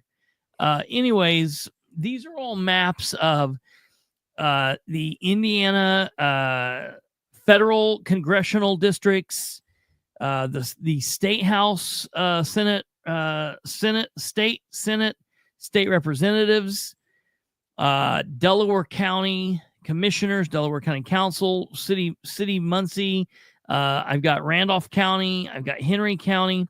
And I had not ever been able to get Madison counties. And then last night, Katherine asked me if I could look into getting Madison counties. And I was like, yes, I'm going to do it. Well, Delaware County, a couple of years ago, I where I got all of these, and I'm going to go to Madison County's GIS next week and get boards like this. So I'll have great big boards like it. You can go to the GIS and have them print you off maps like this, and it'll be like $15 or something like that, but I'll do it. But everybody out there that's watching this, you can all do this. So if you go to your Google and you Google Madison County, Indiana, and then matter of fact, I'm gonna do this here so we can walk all the way through it so everybody can see what it looks like. So if you go here to Google, I'll walk you all through it. Okay, we go here to Google and you type in Madison County GIS and you press enter. And then you look here at what's going on here. It's this second one, MCCOG. And then you click on that, okay? And when you click on that, it will take you to this, okay? And you click on this second one right here. Oops, let me get back up here. Whoops. I don't know where we're at, what we're doing.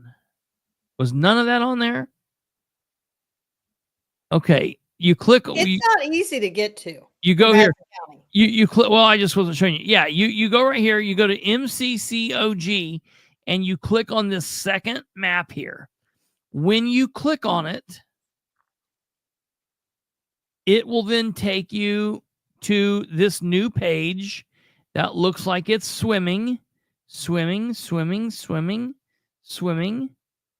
Okay, and you click on the agreement, and you do that, and you see it's a nice blue little thing here, and you come up here to these squares on top of each other. That you have a thing over here, and it's these squares on top of each other. You click on it, and it drops down your layer list. You get rid of tax parcels. Click that off. You click off. You can keep roads on there. You can get rid of incorporated areas, and you click on precincts. Then when you click on precincts, send that thing away and back this out. And what this will show you is everything in orange. The orange lines are Madison County precincts. So the very top left-hand corner is Duck Creek 01. Then you have Duck Creek 02, Pipe Creek 03, Pipe Creek 02, Pipe Creek 05, Pipe Creek 07, Pipe Creek 8. You've got Boone, Van Buren, and so you click on all of this, and these are all of the precincts.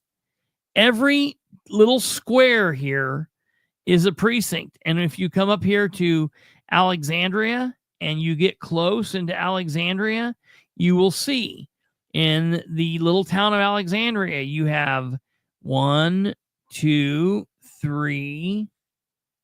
Looks like you have 4 here. Okay. Yep. That's 4 and 5.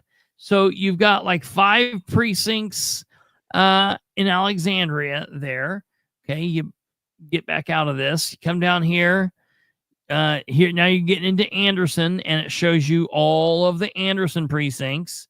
You got Anderson 0201, 0105, Union 06. And so what I want to point out these here, are all the precincts. But yeah, go ahead. Here to the left is where you see Stony Creek. That's Lapel. So for people who are trying to get a visual, this is Lapel down here. This is Stony Creek.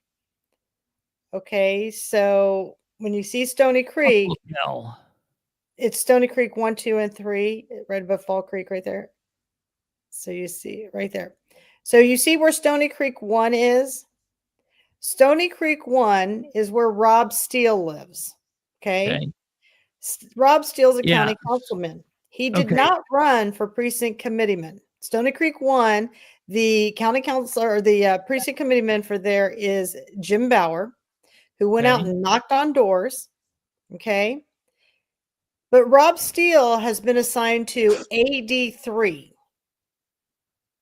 So AD3 is are you saying 8-3? No, A is an apple, D is in dog, 3. Okay. Now, I want everybody to understand, because I am in Lapel, our fire department just kind of went bankrupt.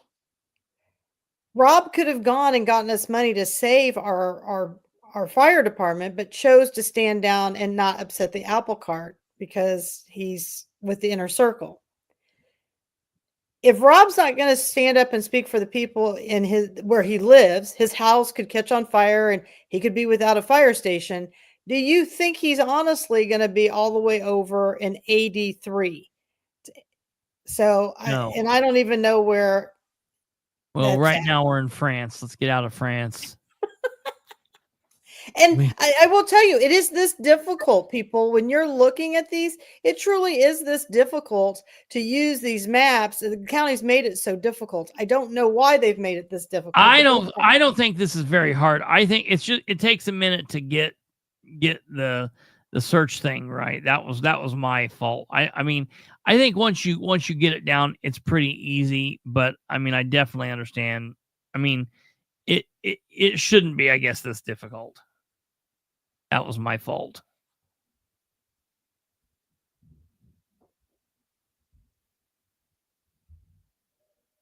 Okay, election administration.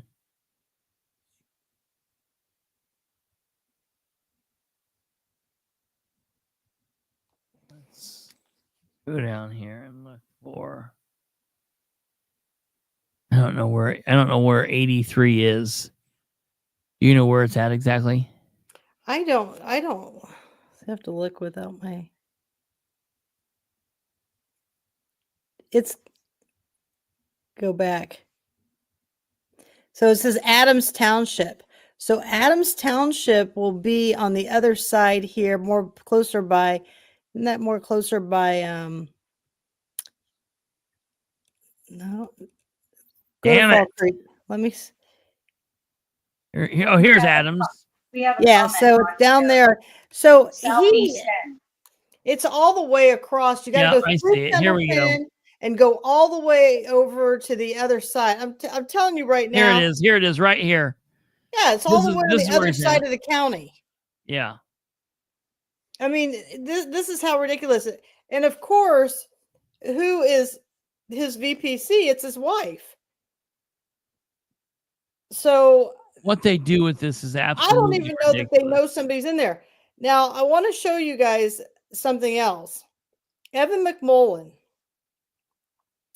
Now he might be a little bit closer. He ran in Anderson 5-4. Okay, which is right That'd here. Be more in the heart, yeah. Which is right here. And so he's assigned, and he lost.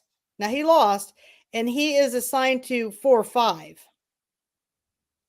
Now, I want everybody to understand what 4-5 is. And Adam had put it up here. Which is right here. 4-5 is Ollie Dixon's area. Oh my God. So Ollie's been the city councilman for decades in that area.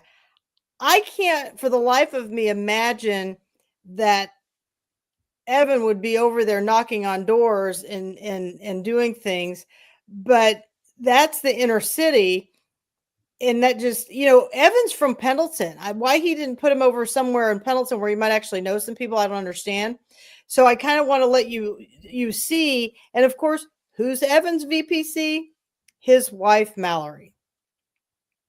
So this is kind of the shenanigans that they do. And I mean, when we had 91 elected seats, we had 11 that were open seats. That means that that's 22 votes that can be pulled from Lisa and John. Now, I want everybody to understand, we don't know that those are the only candidates. There could be other people who are going to come into the arena and file for chair or vice chair. So it's still open seating for everybody. So I just kind of want everybody to see when, Lisa's like, oh, well, yes, this was intentional, people. This is how they do it in Madison County. I firmly believe that if there are open seats when it comes to the reorganization, that no one is allowed to assign people to those seats. Only actually elected officials should be the ones who actually get to vote. Yes, somebody, that is true. I know Vaughn's been pounding the pavement. He wants to be, he thinks he deserves to be the GOP and blah, blah, blah, blah.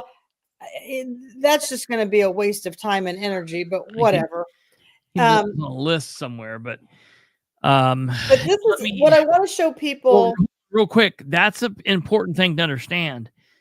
So right now, it's Kelli versus Lisa.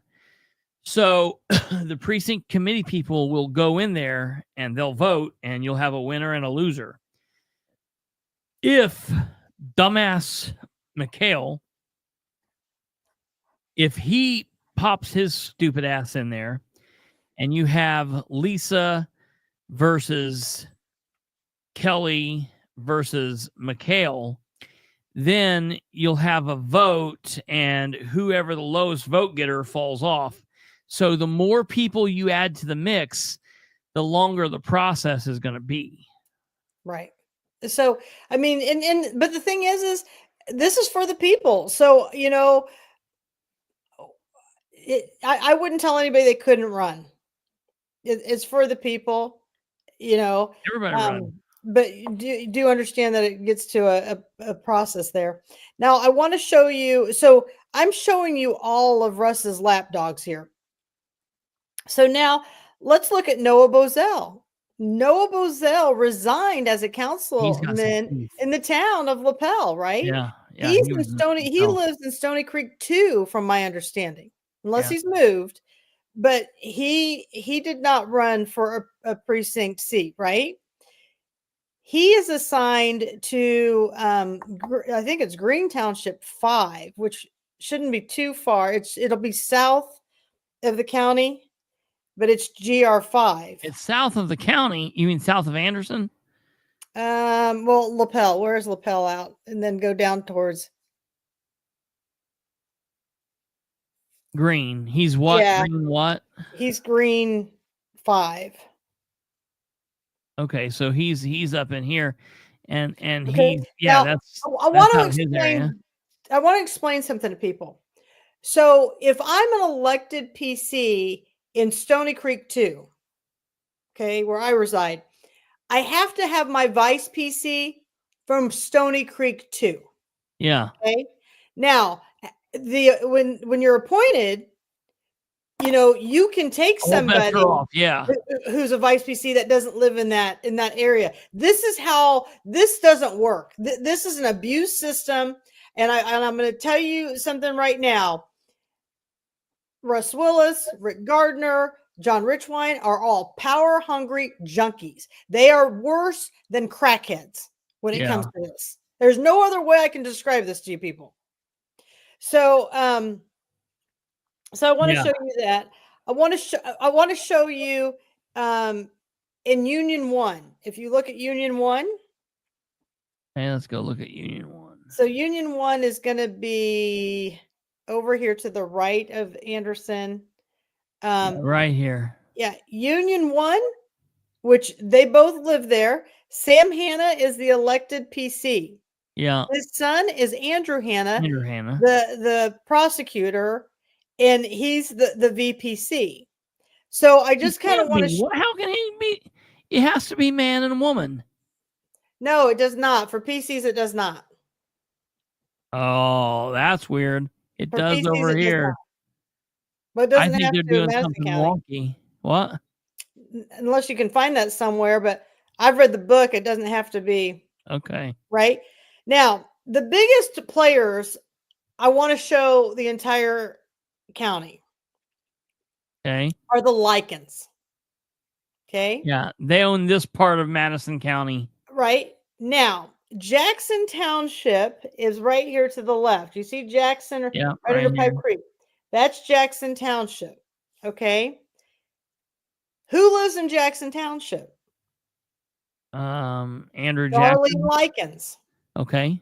She ran and she won as the elected official for PC. Well, of course. Her husband is the vice PC. But real close to that line, and I think that Wes Likens and Diana live in Jackson Township. I'll have to look at it closer. If they don't live in the township, they live right on the edge of it. So, of course, they're not going to run against their mother. And they didn't run for PC. But this is what makes it more interesting. Now, you got to put this picture up, Chris, just because people need a visual of this, because it really hits home when you see this. Let's see here. What they did is they held Darlene. She's got her seat. Now they took Wes and Diana and they split them up. So if you post that, look at this. So Diana is going to be the PC for 2-3 and Wes is going to be the PC for 2-2. So what's Wes do? And we're going to go look at these 2-2. He brings in Olivia Pratt. Where's Olivia Pratt commissioner for? Olivia Pratt is the commissioner for District 1. That's down south. She lives in Pendleton. She's in Fall Creek territory. And now, and the person who's with Diana, that woman, is my understanding, lives in Alexandria, all the way up north. They've pulled these people in. Why? Because they want to make sure they secure their kingdom. This is how it truly works. So this is why I want people to understand and see how this works. Lisa did not run for PC because she had such a big project with being the county council. I'm pretty sure I'm saying that right. But Dr. Aukerman is a PC, so he'll be able to vote for himself and Lisa. But I just want to show you where is 2-2.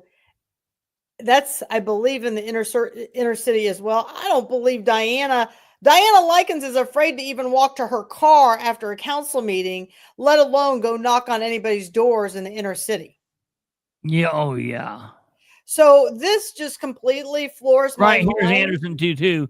It's literally like downtown. Yeah. So I want the people to see just how corrupt this inner circle is. They've got to go. There's just no way about it. I mean, I don't know what else to say. I mean, this yeah, is just terrible. Yeah, it's really bad. And here's the thing, people. If you wouldn't vote for Kelli Heuer, don't vote for Rick Gardner. Yeah, if you wouldn't vote for Rick Gardner, don't vote for Kelli Heuer, because they're both poison. Yeah. I mean, I don't know how else to say it.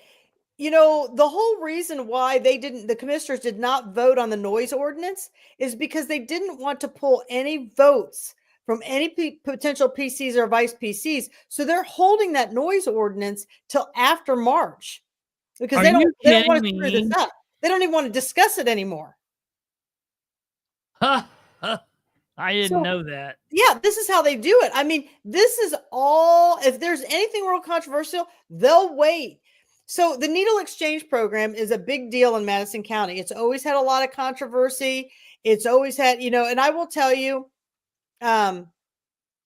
but they built a big home on 8th Street on the lake there by Edgewood. I know, and it's right on the border there, Karen. I'll have to look up and see if they're still in Jackson Township or not. But they didn't run. Neither one of them ran for PC. But voila, they didn't have to run for PC. Why? Because they're just going to get assigned somewhere. Well, yeah, right. Why? Yeah. Right. So, I mean, the whole thing is that, and that's why Rick's been on such good behavior at these meetings, because he doesn't want people to see his true colors come out. I mean, people, you need to understand, for the last 2 years, Rick has screwed up the budget and tried to slide through budgets that weren't approved by the fiscal body. Then he says he doesn't answer to these people. Let me tell you something. If he doesn't answer as an auditor to the fiscal body, which they're elected to do, you think he's going to answer to the people? He's not. No. I mean, people forget that in 2017, he ran for mayor in Anderson and lost big. This is such a strong Republican county, but he lost because people who actually know Rick in his inner circle, they don't want him.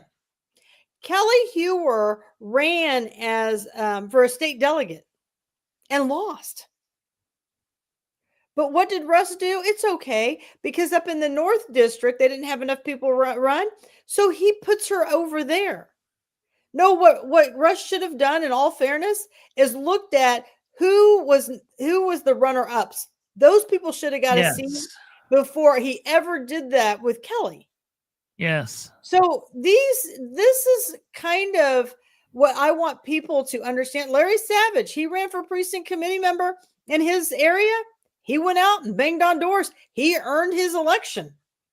That's the reality of it. Dave Sargent, he ran. I can tell you that Dave, he banged on several, 100 doors. I mean, Phil Poor's another one. That's what your elected officials and precinct committee, that's what they're supposed to be doing. I would like to know, by a show of hands, how many doors the Likens have knocked on lately. That's hilarious. They're not there. Yeah. So, I hope that this visual lets you understand why the inner circle has to go. We can no longer allow them to keep these reins. The shackles must be broken, and we finally have a chance. So, Yes. Carrie, I'm not sure about that. Rick ran for PC. I'm almost positive, and I believe he won. But I mean, I know he lives off of 38th Street. I know where he lives.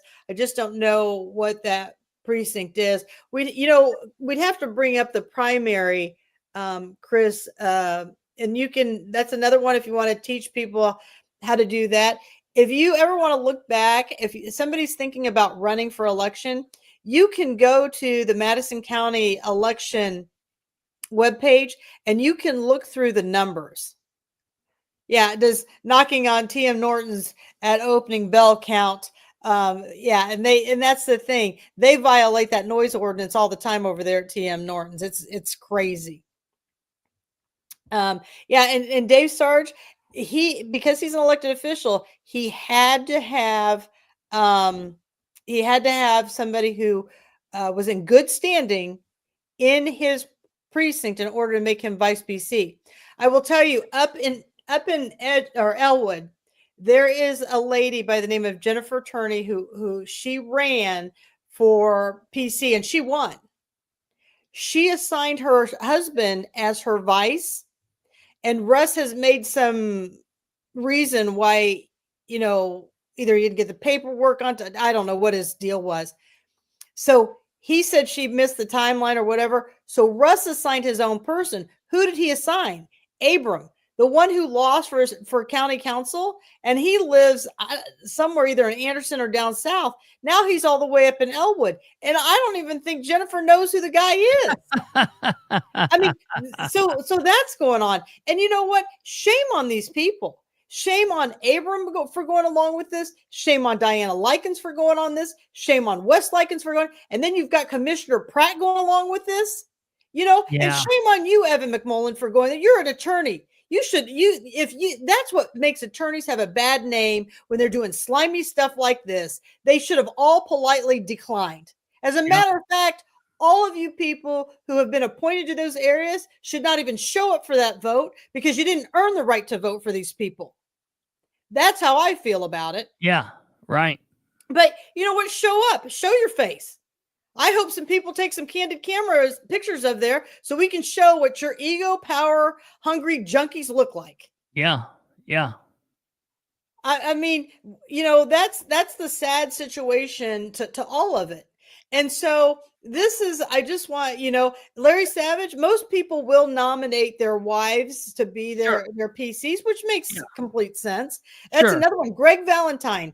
He's been a PC for, I don't know how long, maybe 40 years. His wife is always his PC. Who? Right? Greg Valentine. He's in Green Township. Yeah. Well, what do you know? Russ has turned on that loyal Republican who's been a Republican all those years. Yeah. Russ says, well, you didn't get your paperwork in on time. And so we've assigned you a vice PC. That's insane. This is the behavior that will continue if you put Kelli Heuer and you put Rick Gardner in those seats. They all have to go. There's just no other way around this. And the only way we're going to get through this, we have an opportunity for change. This is it. We've been talking, and I'm not gonna lie to you. If we don't make it through this, it's gonna be a tough road. We've been talking about this since we've been talking. Have you ever seen a movement like this before, Chris, in all your years of politics? Yes. This is a pretty big movement. In Henry County.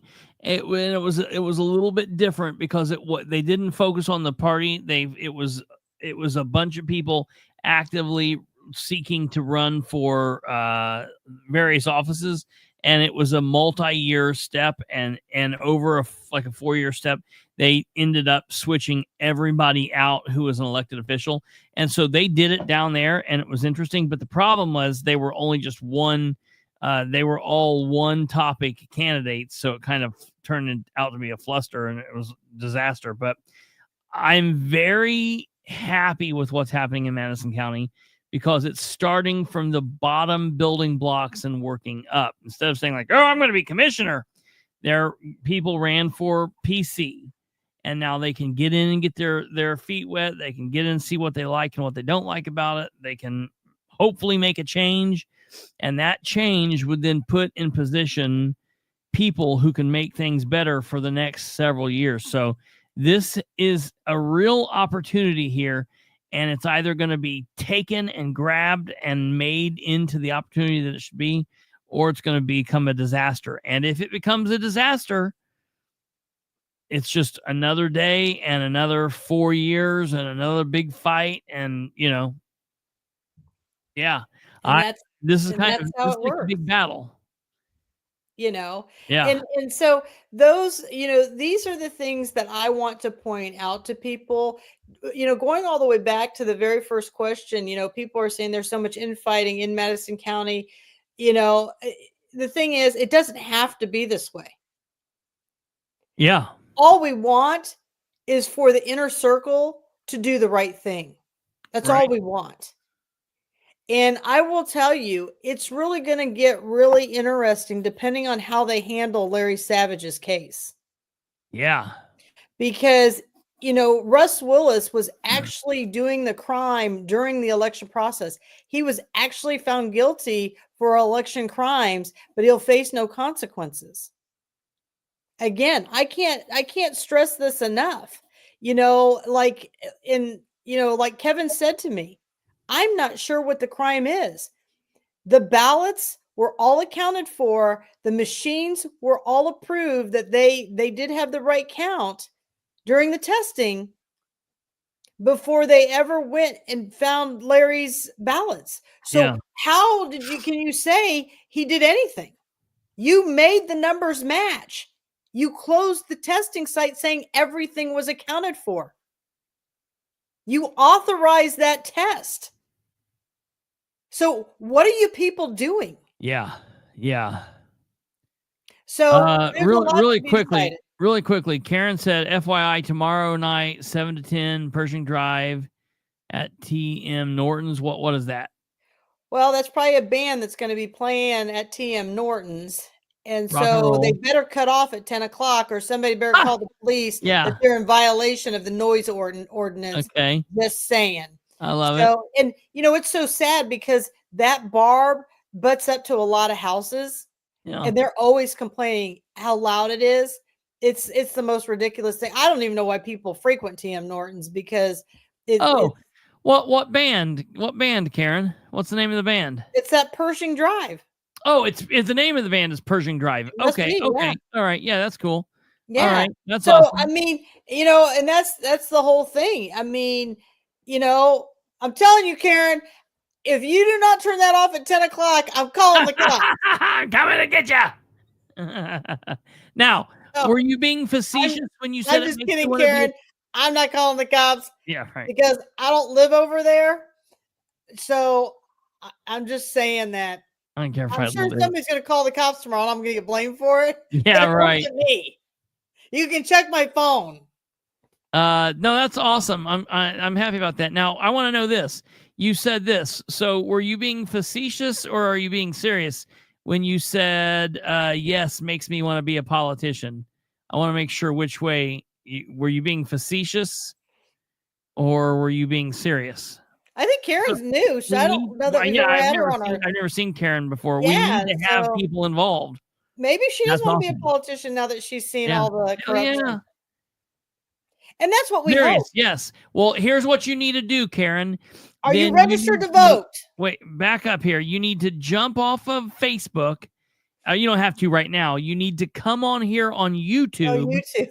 Subscribe to the channel on YouTube. I did that all the time, Karen. Yeah. Subscribe to the channel on YouTube. Start watching this channel frequently. We're live 5 nights a week, and we'll get you involved. And what I'm hoping, because I have enough people on here, is to put a little peer pressure on Chris. So we've got, 2 or 3 more Fridays until March 1. So we would like that to be the Madison County Spotlight Night until we have this vote. Oh, God. I don't know if I can do every Friday. It's about killing me. But, yeah, we'll figure out. We'll figure something out. Tuesday, because Tuesday night is the county council meeting. Yeah. So we could move that if we don't want to cover that one Tuesday night. No, we did. Why would we not want to cover the council meeting? We got to cover. No, I'm going to put it on live, but do you want to do a show afterwards? Well, sure. Okay. So maybe you'll get we'll do Fridays. 2 doses of me. We just won't go as long on Friday nights. Yeah. But I just feel like this is a big move, and I hope because I know other people from other states, other counties are watching this. I want to see this through, and there'll be lots more that'll come out next week. Russ has got tricks up his sleeves. There's no question to that. What I hope in 2028 is that 100% of these PCs, people are putting their name in and running for these seats. That's what we hope for. We hope that, the Democrats, even though they're really small in the county, we hope that they change up their PCs.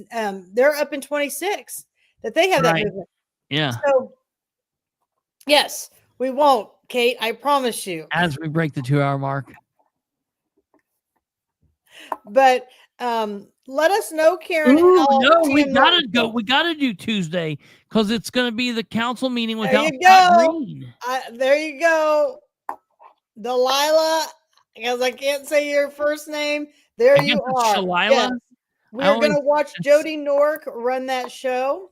Yeah. So that'll be interesting. So as long as we can try to do this at least weekly until we have this election. We're going to have you on. Yes, we'll be on. Are you kidding me? Yeah, we'll do Fridays. That's fine. Yeah. 3 more Fridays. If you are not registered to vote, it takes 90 seconds. You just need a driver's license. Maybe a little bit longer than that. And vote and get registered to vote. The time is now, people. I'm just telling you, and start registering your family members. The ticker is running at the bottom. It's www.indianavoters.com. Indianavoters.com. You can see it right there. Cannot register the day of an election.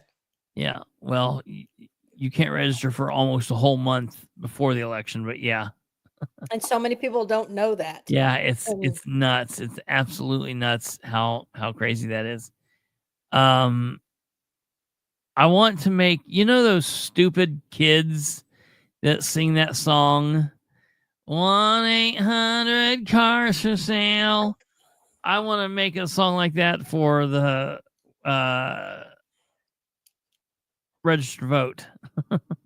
And anybody who's watching here, if you do not know your precinct area, you can find it at that same website we're telling you to register to vote at. Okay?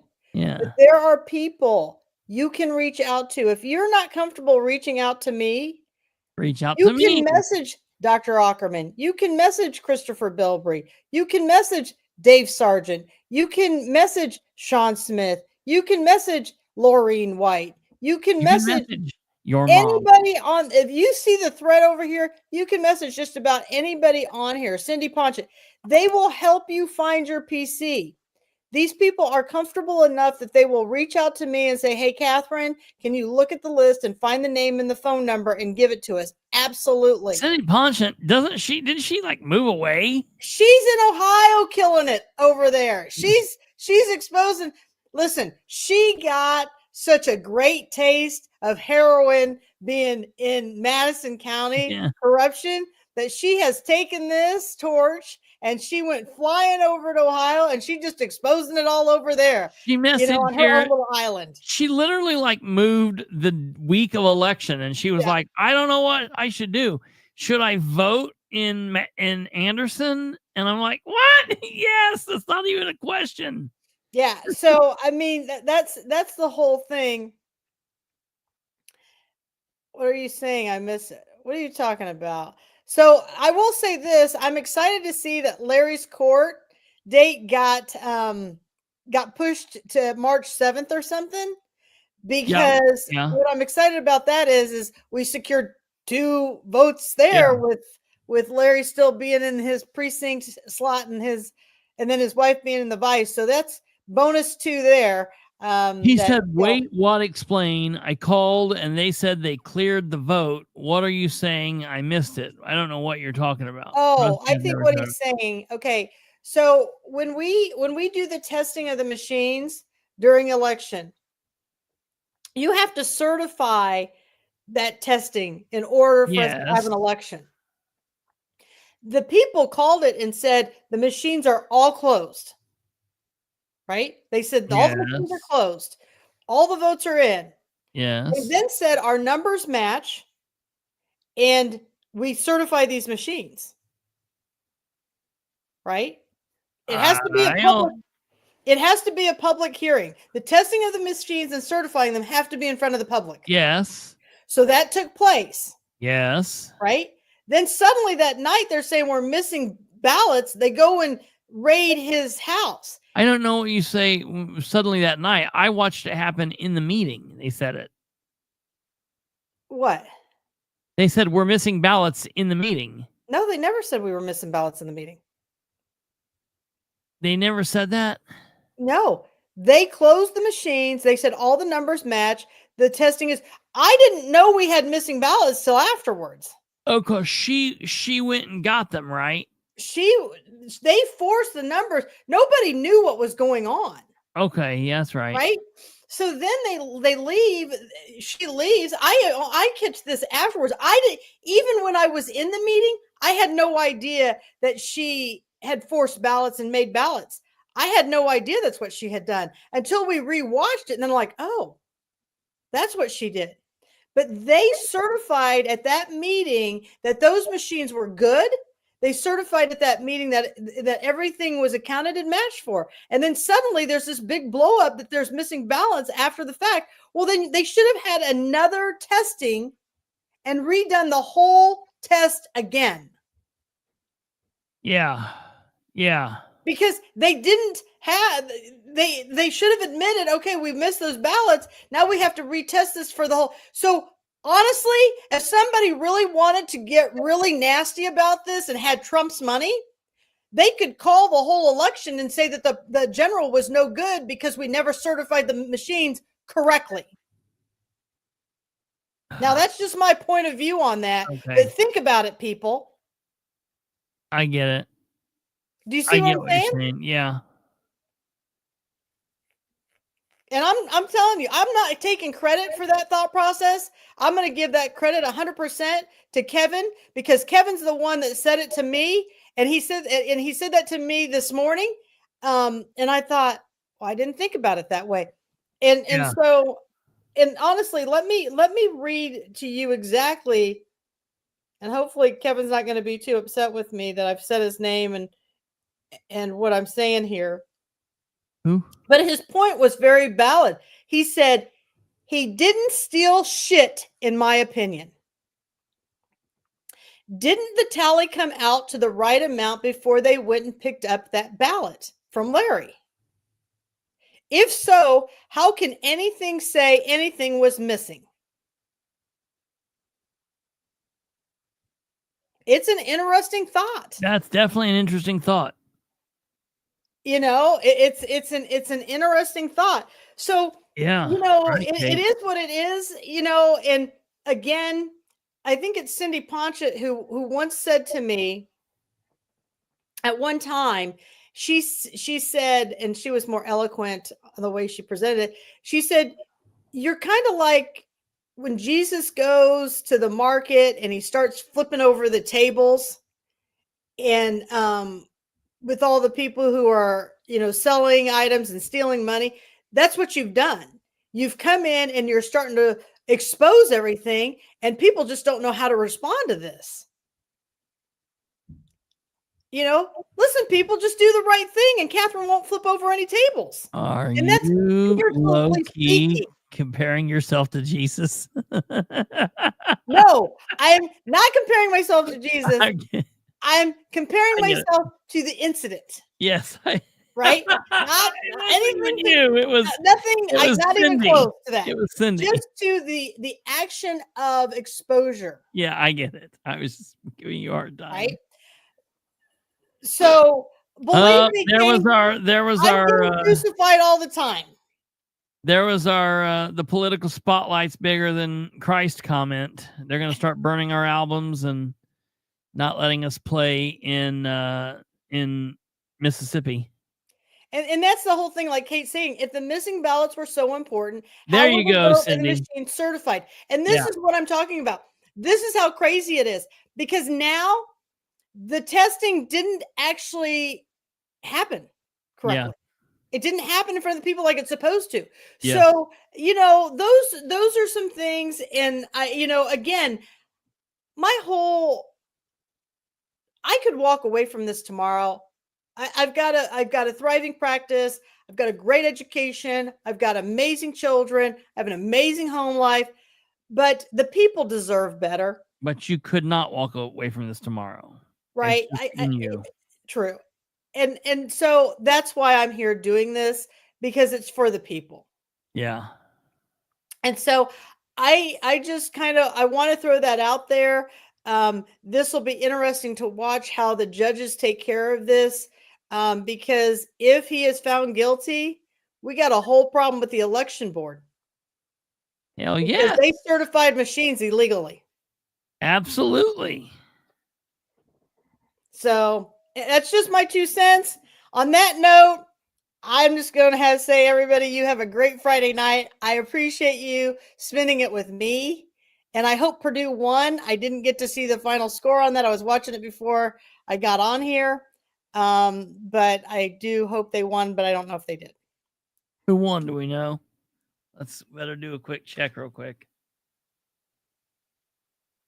That is true. I quit for about 6 hours. Chris was ready to wring my neck.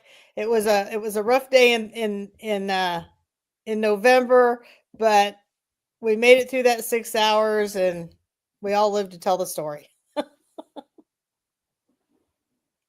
Yeah. Purdue 90-72. So Purdue won? Yeah. Excellent. Yep.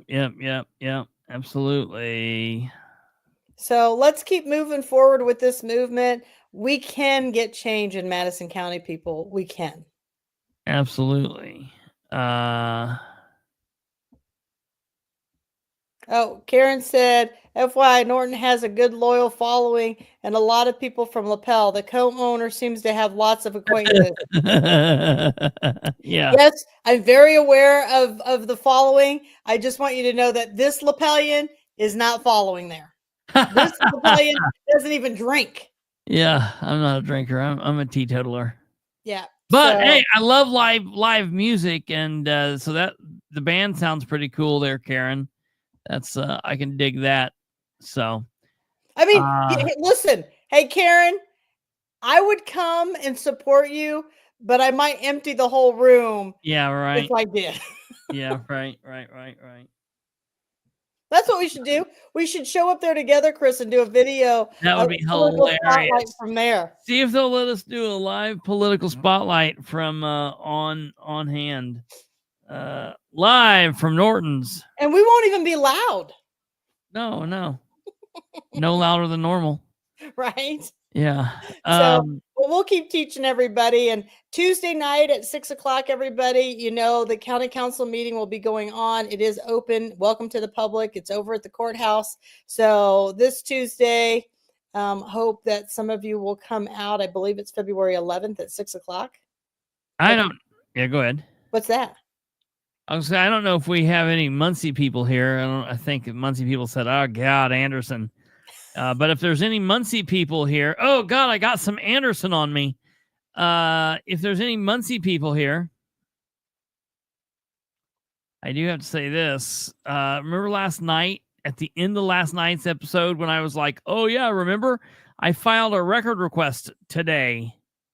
Hopefully they'll give me my records pretty quickly and it won't take like more than a week." Ha! I filed the request last night and I got the request today. I want you to know that I'm impressed because I asked for Linda's certification stuff and I've never gotten it. What are you talking about? Linda Smith is supposed to have like continuing education and stuff. You need to get that. That's crazy. They won't give it to me. I even filled out a form. Yeah, you need to get that. Well, and people are always asking, how can we help? Start asking for Start things filing like record this requests. from the county. Yeah, but then they need to know what to request and how to do it. We need to go over that sometime. But yeah, Sunday night, folks, when we'll be back here, we're off tomorrow. Tomorrow is Saturday, so I will get a rest tomorrow. But Sunday we will be back, and Sunday night we will be talking about some more Dustin Clark bullshit. We got some invoices, and they are hot to trot up there at City Hall.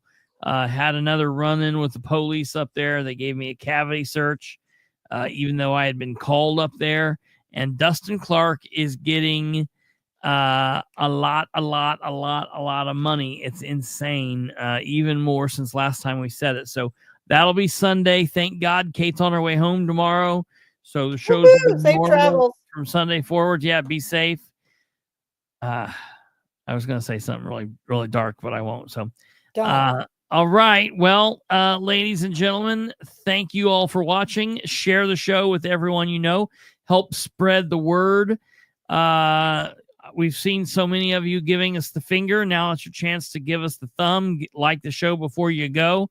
And we'll see you back here at 9 p.m. Eastern on Sunday. Look at all the socials for post on the weekend. I have a lot of posts I'm going to be making this weekend about Muncie things.